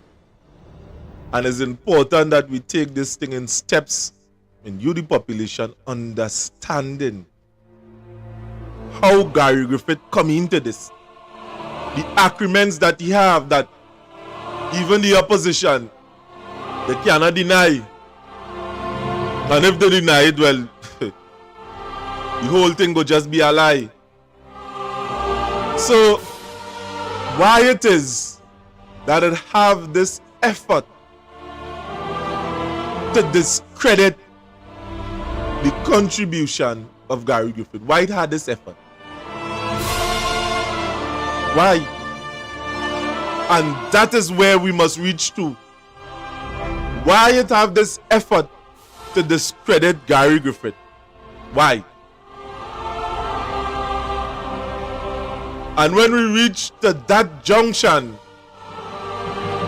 is where we will understand as to why there are many people above and below board do what this man to ascend or to attain any form of leadership in this country. So the citizens of Trinidad and Tobago must be sacrificed on the streets, in the roadway, in their businesses, in their houses, the children, the grandchildren, the mother, 80-some-year-old woman. So they must be sacrificed because we don't want a man that is fiercely independent and have this heavy presence all over Trinidad and Tobago, bringing justice to the many people. I ain't saying he perfect. I ain't saying Gary Griffith perfect, but we must be honest with ourselves. We must remain honest or be honest with ourselves and stop lying and stop going over information and using fallacies as to discredit the contribution of the man. Plain talk. So without further ado, let me go back right into this discussion here this afternoon. I know I've seen some calls, but again, I apologize. I asked for an investigation, Madam Speaker. I stand by that today. I asked for an investigation. Gary Griffith, if you want to know about Gary Griffith, of all the people named in that matter where an investigation was required, Gary Griffith was the only one to have turned in his devices and asked that his access, that open access be given to his email accounts. He was the only one, if he wants to know. So I don't know what he's talking about today. And of course, Madam Speaker, I will not waste time today to deal with the rest of it, but suffice it to say he was the only one. He now asked me, he had the temerity, Madam Speaker, to ask me what changed my mind on Gary Griffith, because when I asked for the investigation into that package of emails, which came through from the President to the Parliament to the police to the Integrity Commission, he asked what changed my mind. The honorable member asked what changed my mind, as if it's a question I can't answer. But let me answer it for him, Madam Speaker. You see, Madam Speaker,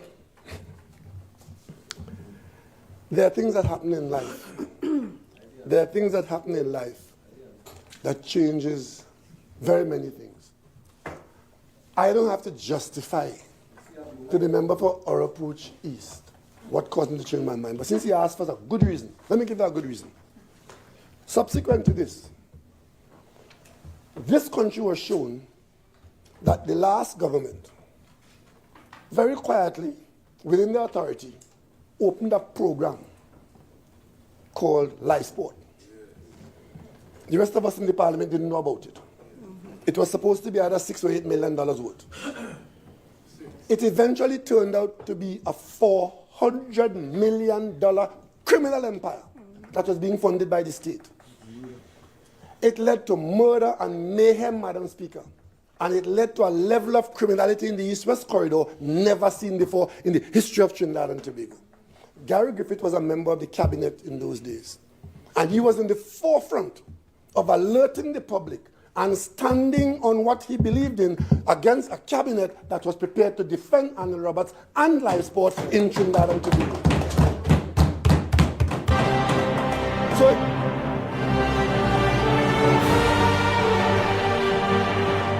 So to you again, the members of the public, you're hearing now the Prime Minister boosting up Gary Griffith. What went wrong?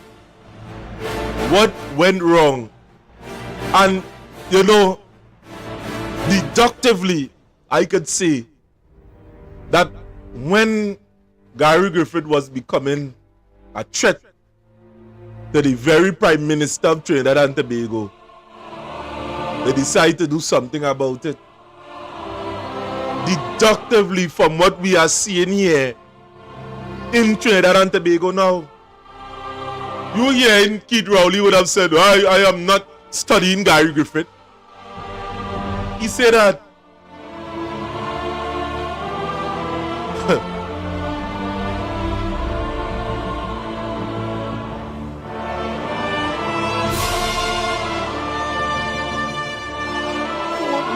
Changing his mind. That's a good reason for me to change my mind, because he stood up for the people of Trinidad and Tobago against a cabinet that was prepared to bury and hide life sport. Madam Speaker, this country has not overcome the effects of life sport up to this day. Up to this day. And what is worse, Madam Speaker, from the opposition, I observed him in the government, becoming a pariah in the government because he was prepared to speak truth to power.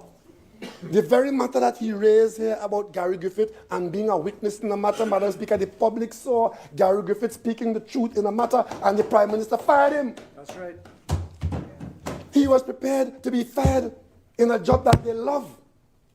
But he spoke the truth to the country. And if there's a legal matter going on today, his testimony is there, and he will be cross-examined in the court, and it has nothing to do with any of us in this room today. So that story, again, is funked like the speaker it came from. Madam Speaker, those are non-issues.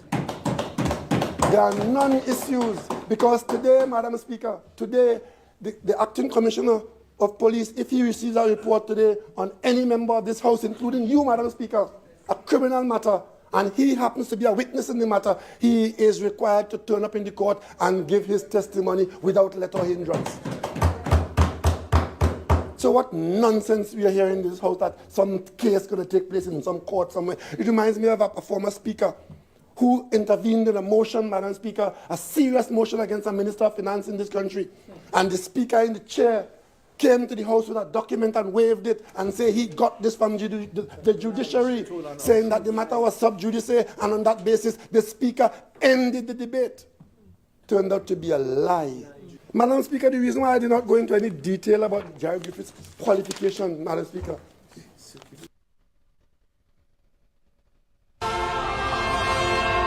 now, again, you are hearing how the Prime Minister of this country is rating up Gary Griffith, because he was seen as a man that will stand up regardless of job offer. Does that quality still exist today? Why there is a combined effort to attack Gary Griffith within the public domain? Citizens of Trinidad and Tobago, question to you, and in the beginning of my editorial towards you, the people, the only sound that our mind could be purged of the opinion of other people is when we open up our minds to different forms and different type of interpretation. Don't just hear one man talk and interpret the thing in a particular way. This is the reason for this broadcast here today.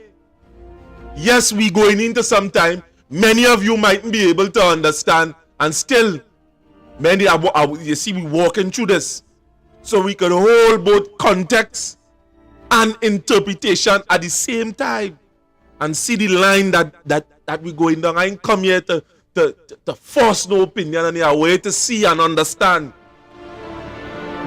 Understand, open your mind. The truth. There is a reason why they do not want this man to hold any office that he could say something to you, the people of Trinidad, or to say, or to stand up in the gap. There is a reason why. And I'm telling you, I want you to see for your own self. All of a sudden, you ain't good again.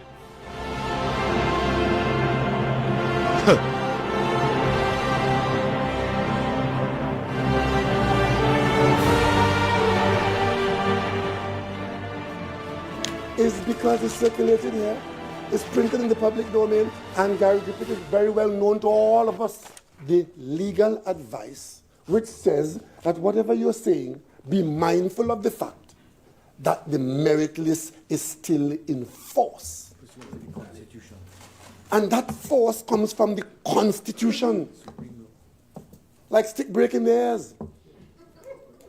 The force of keeping the merit list in place, even as we sent it back for review, those with the authority to review it, they reinforce a position in law that whatever you may think, the merit list remains in force and is in place. And insofar as we said no to 1, 2, 3, it was being done against that legal position where there's no other. So where is the story about the government changing its position?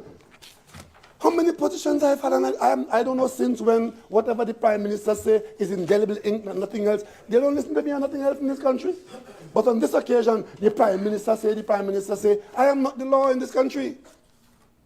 I might be the Prime Minister, but the government's action is subject to the law, and you know that because we passed a law in this country. We passed a law here putting the minister to start the process. You went to the other arm of state and had it struck out because the judiciary said that the commissioner of police, even though it was the minister, even though we passed it here into law, it was struck down over there. And I said that, yeah, and that is why I'm not going to get any advice from you to do anything that is legal. It will. All those who feel that we are breaking or we have broken the law, the road to the courthouse is clear. And what I would advise is that as you go there and incur expenses, I trust that you'll find a way to pay taxpayers for the money you'll waste when you go there, because they have a habit of incurring expenses for taxpayers, and then when they lose these dotage cases, taxpayers don't get back any recompense. That's what.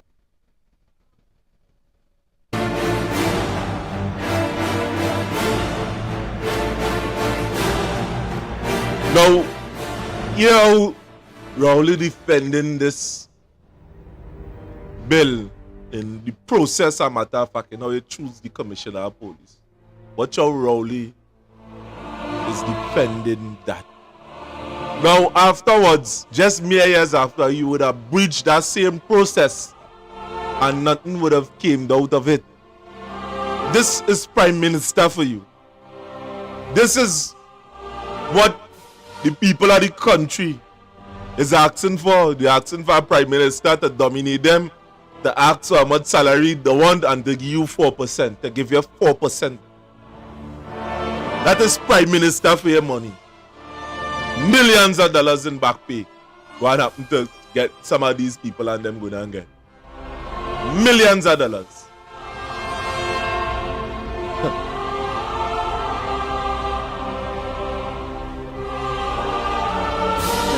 The lawyers get well paid. The lawyers get well paid. Taxpayer gets stiffed. So all those who feel that the government in following the law is somehow exposed to the court and any jurisdiction there that will change what we have done, the doors of the court are open. Madam Speaker, Gary Griffith is the nominee today. Notification from the President. He is the fourth nominee. He's from a category of persons who the Commission says is suitable for Commissioner of Police. He applied for the job. He is one of only 2 persons who applied for the job. The other one is the current acting commissioner, for which we gave reasons why we didn't support him. And having done so, person number 4 is Gary Griffith, a person, Madam Speaker, whose qualification is exemplary. And of course, there's one final point I want to make. There are persons who believe that because you were in the political arena, that you should not somehow be considered. Because once you enter the political arena or in government, you get leprosy. That is how this country has in fact been governed. In other jurisdictions with larger populations, persons who manage to serve in government or any similar position, they see them as valuable. But we, especially those who are not in this government or of this party, see persons who had a political existence persons who have to show a certain qualification to be elected. But the minute you are elected, there's a conversation in this country that having been elected, that you come to serve yourself, you come to thief. That might be true on some person's part, but the bottom line is, Madam Speaker, that you come with your own agenda. We don't share that view, Madam Speaker. The history will show, Madam Speaker, that in this government, we also don't have difficulty in putting into office persons who were of a different political persuasion. And for those young ones who may have been, and for those young ones who may not know our country's history, let me point out, Madam Speaker, that there was an opposition stalwart called Ashford Sinanan in 1960. Now, before we go into that conversation there, that is just to show that this Prime Minister, no matter what he do, he's consistent with one thing. This man is consistent with doing his own thing, regardless to whether or not he breached the Constitution, yes or no. This man is consistent with himself. Whether he upset people within the same PNM party, because we would have seen Jennifer Baptiste Primus and Ferdinand, founding members, would have speak out on the actions of Dr. Keith Christopher Rowley. Many of the members would have been disenfranchised and left the PNM party, and this man still remained consistent with what he wants, what is his agenda. Facts.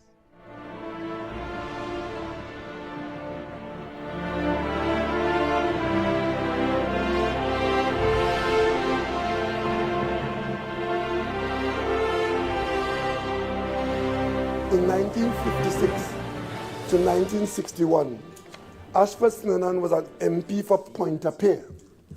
He wasn't PNM. 1961 onwards, he was a DLP MP in opposition to the PNM.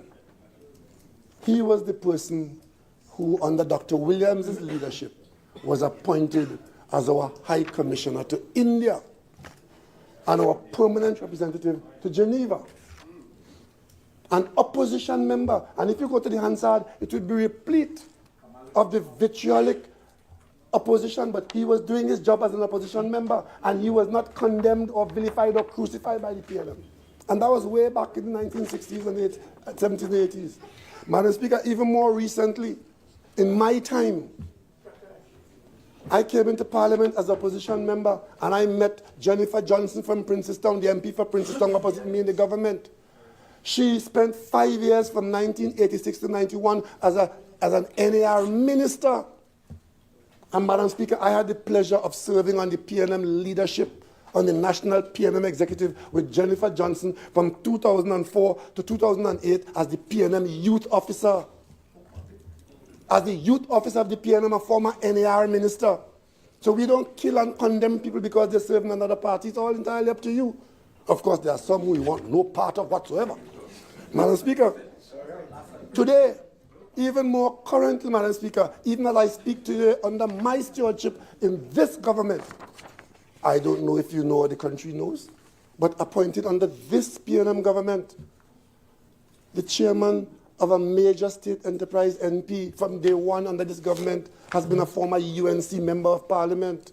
That doesn't disturb the country because that is too much of good news for you. Madam Speaker, we do that because we don't hold people the way you hold them. Madam Speaker, recently, we appointed a former UNC minister as chairman of the NCC. I'm reminded, when we came into office, we met a former NAR Attorney General as chairman of the country's, the state-owned bank, FCB. He is still chairman today, right? We've just appointed another high functionary of the COP as chairman of TSTT. And I do that, Madam Speaker, and I tell you that against one background for PNM people.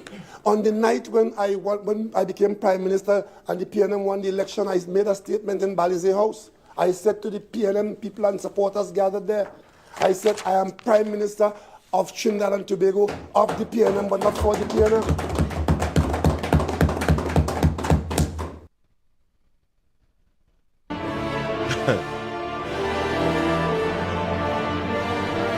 Keith Christopher Rowley is a walking contradiction. And anybody in the right mind, or in the right head, or in this, or even in existence, a matter of fact, anytime after this term, the vote back in this man, something wrong with you, boy. Anybody vote Keith Rowley in this election, going to hell. Sure. One person can be so wicked, boy. One person can be so evil. And then the rest of you mustn't remain complicit because information is coming out. You are seeing, you are able now to make delineations on things that is taking place within the society. And anytime you're saying, I don't know again, something wrong. Something wrong. And as I say, it is necessary.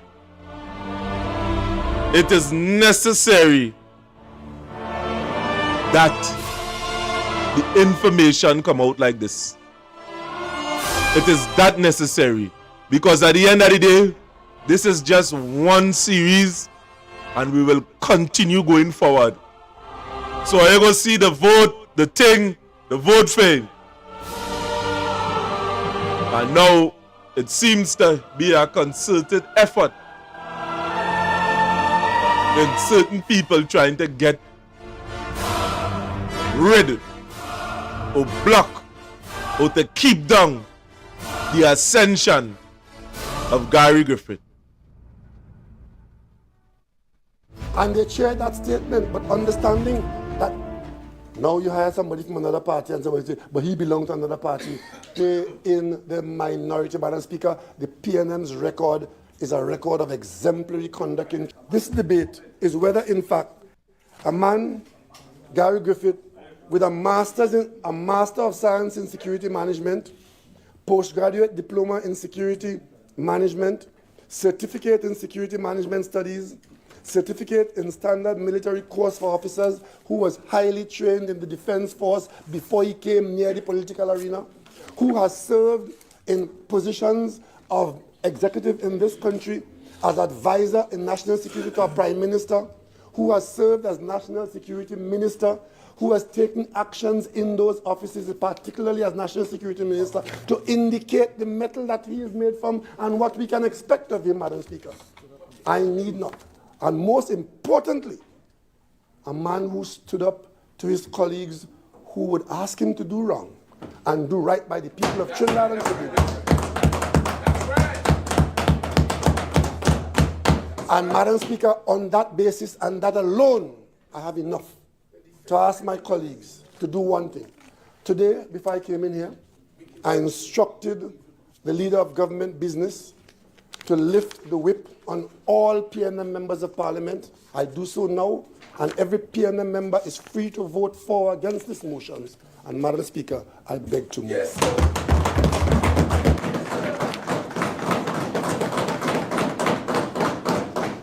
Honourable members, the question is, be it resolved that the notification of the President of the nomination by the Police Service Commission of Mr. Gary Griffith to the Office of Commissioner of Police be approved.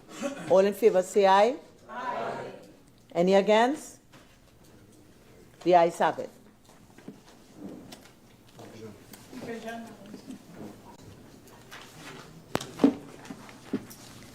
Mrs. Robinson-Regis. Aye. Dr. Rowley. Aye. Mr. Alwari. Aye. Mr. Imber. Yes. Mr. Hanks. Aye. Mr. Young. Yes. Mr. Hanks. Yes. Mr. Mitchell, Aye. Ms. Kudjo, Aye. Mr. Garcia, Yes. Mrs. Critchlow Coburn, Aye. Mr. Dillon, Yes. Mrs. Webster Roy, Aye. Dr. Gaspitoli, Aye.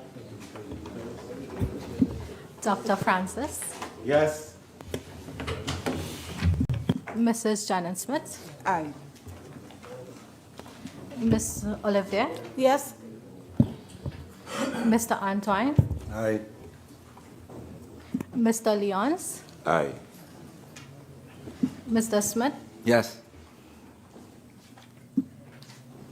Mr. Lee, Abstain. Mr. Charles, Abstain. Dr. Rambachan, Abstain. Mr. Karim, Abstain. Dr. Tiwari, We abstain. Dr. Munila, Abstain. Mrs. Nuala Hussain, Abstain.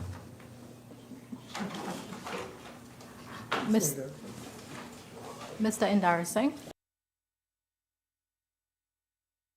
Charles, Abstain. Dr. Rambachan, Abstain. Mr. Karim, Abstain. Dr. Tiwari, We abstain. Dr. Munila, Abstain. Mrs. Nuala Hussain. Abstain. Now, the reason why I would have stopped there on this whole story here, or you see in the bit here, that is Miss Nuala Hussain. We would have conducted an interview here with her on this platform and be keeping up the bit here. Miss Nuala Hussain, despite the fact that she was in opposition, she then voted for Gary Griffith, you know? And Gary Griffith have her on his campaign. She's a minister or a custodian in the NTA.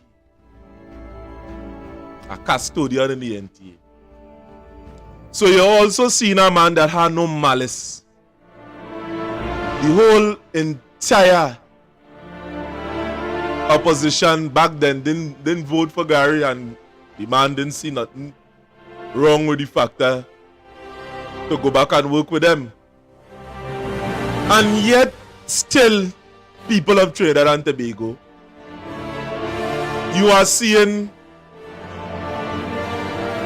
they're trying to waste down the man. Mr. Indar Singh, Abstain. Mr. Ramadan, Abstain. Dr. Khan, Dr. Khan, Dr. Khan, Abstain.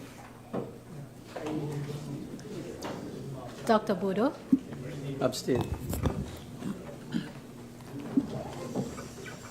Mr. Pare, Abstain. Mr. Singh, Abstain. Honorable members, the vote upon the division is 19 members for, no members against, 13 abstentions. So the motion is carried.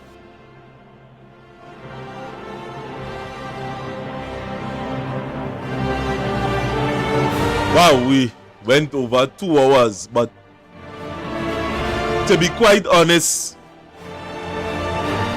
with you, the members of the public, we must ask ourselves this question.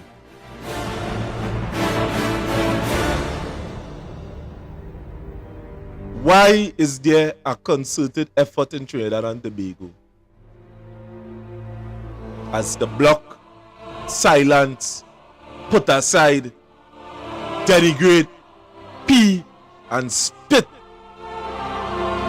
on the accomplishments of Gary Griffith? That is what we must ask ourselves. Why there are certain members of the public in certain positions of authority that do not want this man to function in a capacity in which he can make certain moves. Is there an agreement? Is there an agreement? Is there an agreement by the heads that this man must never obtain power, or never end up in government, or never be appointed no time? Is there a concerted element, a concerted effort, a matter of fact, by elite squad of people, the very few, by the criminal underworld, and by them that have legitimate business that moves the very economy, that form a part of the percentage that bringing income to Trinidad and Tobago? I ain't talking about you that working for your little $8,000, you know, $5,000, $6,000, $10,000, $15,000. That is a drop in the bucket. There are people that moving thousands of dollars.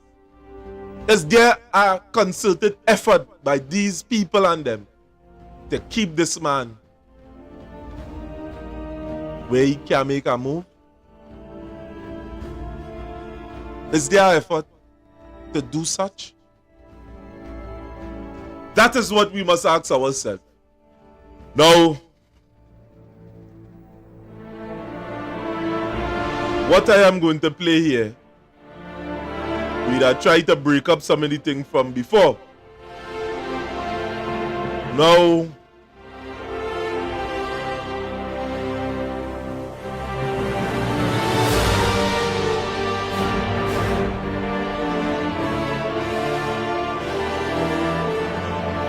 yeah, Keith Rowley.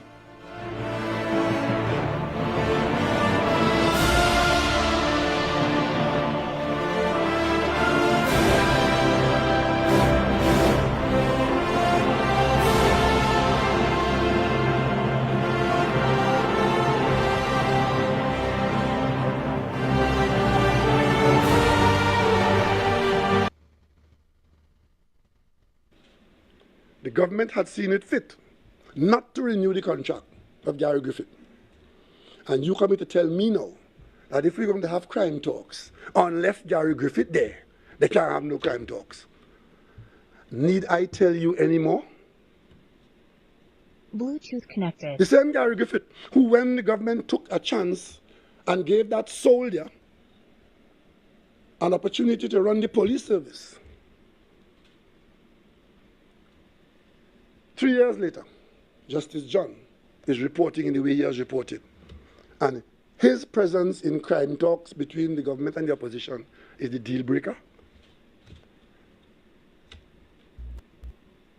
And who's pushing that? His former colleagues who didn't give him a vote.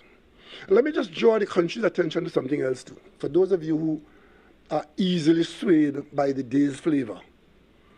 It is a long time now that the country's leadership has been coming or has come to the conclusion that the police service in Trinidad and Tobago did not have it in its upper echelons what is required to effectively confront the criminal element. It's against that background that we ended up here with Gibbs and Iwatsky. There were lots of senior police officers in the police service. We ended up with Gibbs and Iwatsky. That failed after 2 years. Okay? But it was an attempt to bring into the police service something that the country's leadership thought was not there. It failed.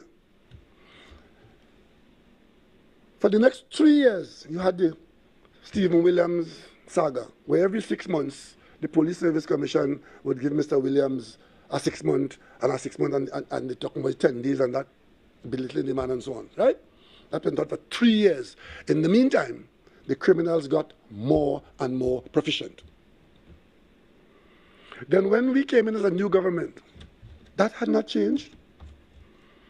We too thought that we would bring into the police service a management from outside, because we couldn't see from the list that was in front of us what we wanted to see. So we took the chance and we brought a soldier in as head of the police service. You know, there are a number of people in this country who will lose their name after they get a little post. They become former this and former that and former the other. You never see him saying, I was a former soldier, former commissioner. But let me just remind you all, it was a soldier who we put as head of the police service for 36 months. That failed spectacularly. To the point where I suspect that we are a unique situation in the Commonwealth, where the Prime Minister of this country indicating that certain audit reports will go before the Parliamentary Committee on National Security. And what was the response to that? It was a lawsuit where the Prime Minister is injuncted from telling you, by way of the Parliament, what caused Justice John to have written what he wrote to the Police Service Commission. So I stand before you now. I know things that you don't know and you can't know because I'm injuncted. And you're telling me I must sit down with him to talk crime. Of course he qualified to talk crime. I've had enough of this foolishness. I'm focusing on the job that I took the oath of office to do.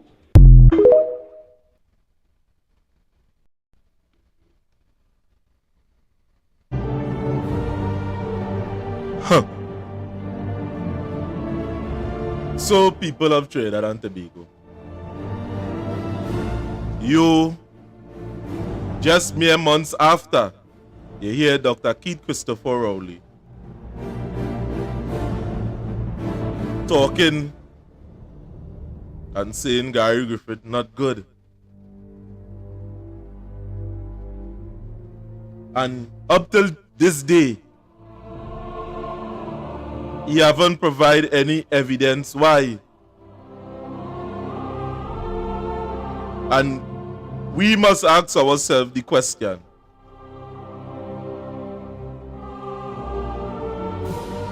why? How come Keith Rowley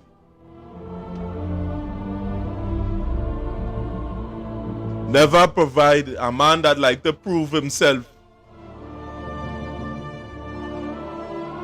a man that like to say at the end of the day,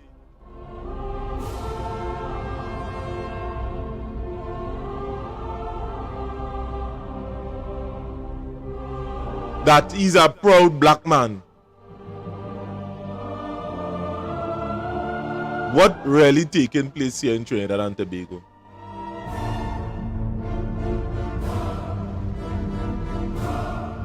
What really taking place? The lines are open and we want to hear your comment on this story. The numbers would have just showed up on the screen. 333-2176. What is your comment on this matter? Am I seeing something wrong? Are the people of Trinidad and Tobago seeing something wrong? I mean, in concerning the thumbnail that was generated by our graphics technician, which would have stated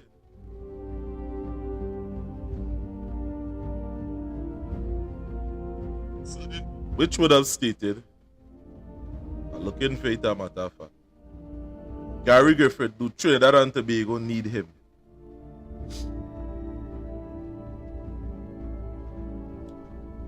And let me put some information on the screen just for you to see. So the question is this: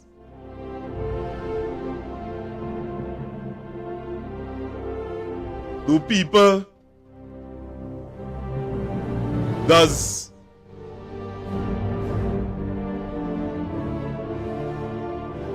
Do we need Gary Griffith in Trinidad and Tobago? Do we need someone that could put the fear of God into these politicians, into the criminal elements, into the people that decide that crime is a business? Do we need someone like that to curb the crime situation that is plaguing the population and the corruption that is inside of the TTPS? Now, without a shadow of a doubt, we can see, without a shadow of a doubt, we can see, as we go along in this whole discussion here we are going to have throughout this week concerning the direct and the indirect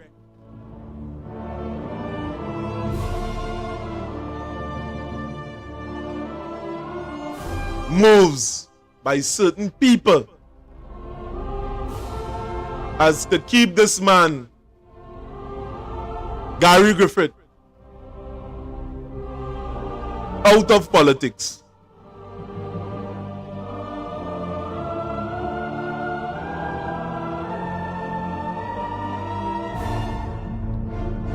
Very frightening and threatening. The people at Trinidad and Tobago do have a chance. The people of Trinidad and Tobago need a fighting chance outside here.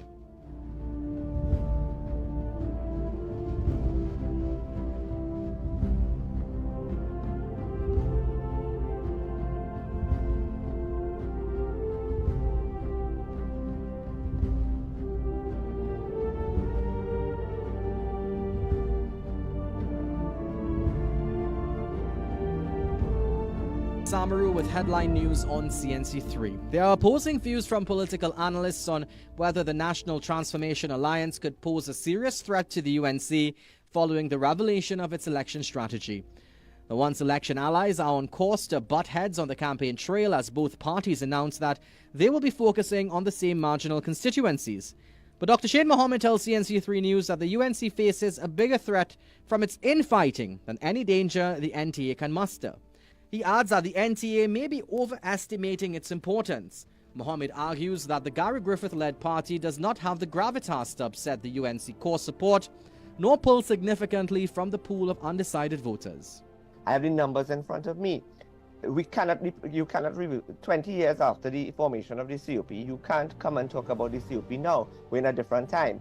Why has the NTA and the PF not launched a mass meeting to show the UNC what its strength in numbers look like and say, look, on one meeting, on one mass meeting, this is what we can pull. But Dr. Bishnu Raghunath believes the NTA can now make things easier for the PNM in the general election. The political analyst said Monday's announcement by both parties will be music to Dr. Keith Rowley's ears. San Fernando Mayor Robert Parris is considering using private security to guard the Central Market on Mokarapo Street. The mayor was responding to protests by vendors and workers on Tuesday morning over a lack of security at the market.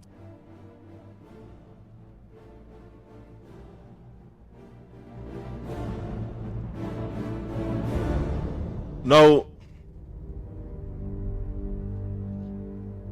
we are going to invite Shade Mohammed on this program concerning the post he would have made.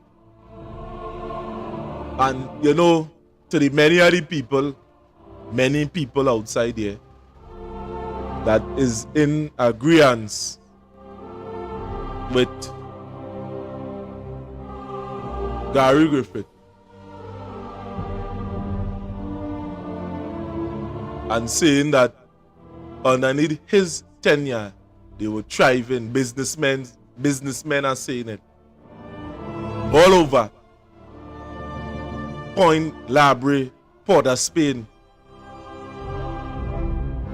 And a lot of these business people and them are supporting Gary Griffith. Why? Now many of you, well, to me, I see him as a commissioner of police. I see him as somebody that hold law and order. I see somebody in the comments would have said, Rudy, Raghupat, Gary, don't care about nobody. He don't care about nobody. I would like to know why the number is... Nah, we don't have it over here. The number is 333-2476. 333-2176. And a system or organization you have to look at is the wastage of funds and the fund a lot push TTPS in the front spot. I ain't seeing a matter of fact, I'm gonna get my glasses so I could read some of the comments that is existing downstairs. Right.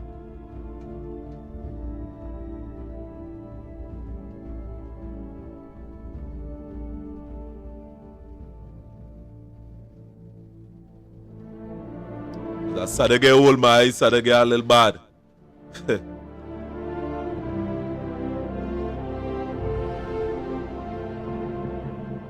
Philip told you about Gary, yes. Smiley. I hear you. Right, from the top.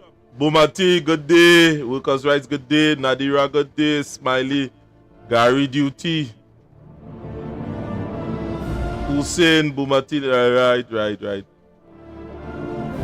Barry Mohammed. Good day to you too. Don't be easy, World Cup. People have the mixed views, eh? I see Smiley. They're really tearing up the comments there, boy. Oh God.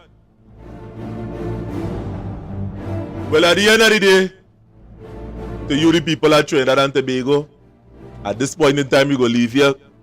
We'll leave at this point in time so you can get back to your work and whatever.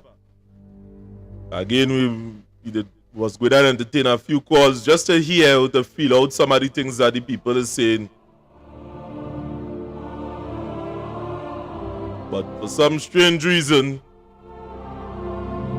just as we just say, many of you, you're all quick to like to talk in the comments. Run on your mouth. Yes, Rudy Raghupat. Yes, good. Thanks very much. Or you like to run on your mouth within the comments. But very few have the testicular fortitude as to put it outside here and talk and debate in live conversation. Very few of you guys. So again, I, Renison Jeffrey, and together with the staff and the members of the workers' rights movement, union, platform, and everything we just do behind the scene as to help out people and champion their rights. Thanks for joining me today.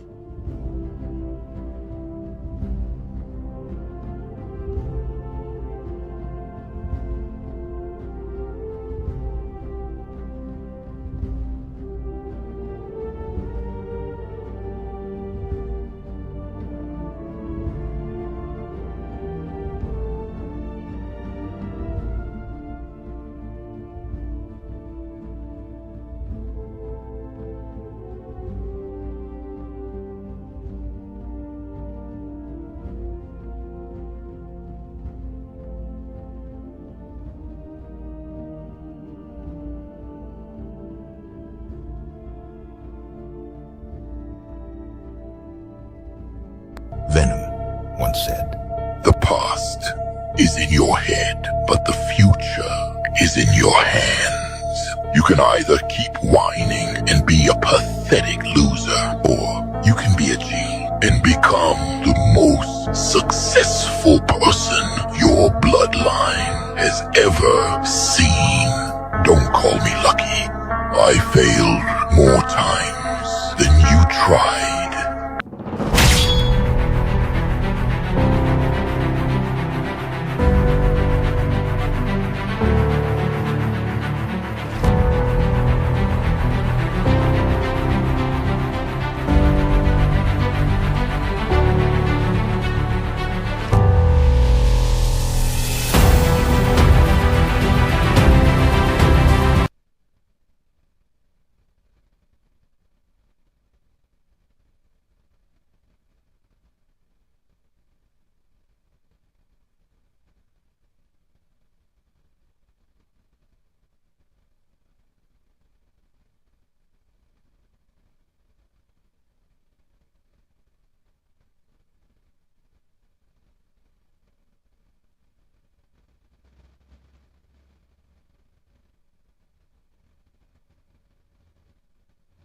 Reek of fear. In you, I sense hope. What kind of man crawls into his own grave in search of hope? A desperate one. The Turks threatened to destroy my kingdom. With power like yours, I could stop them. Save my people. Save my family. Do your people know how many innocents you have killed? Was it hundreds? Yes.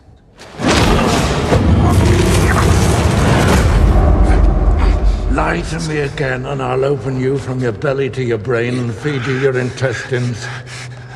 Thousands. And when you put them to the stake, what did you feel? Shame? Horror? Power?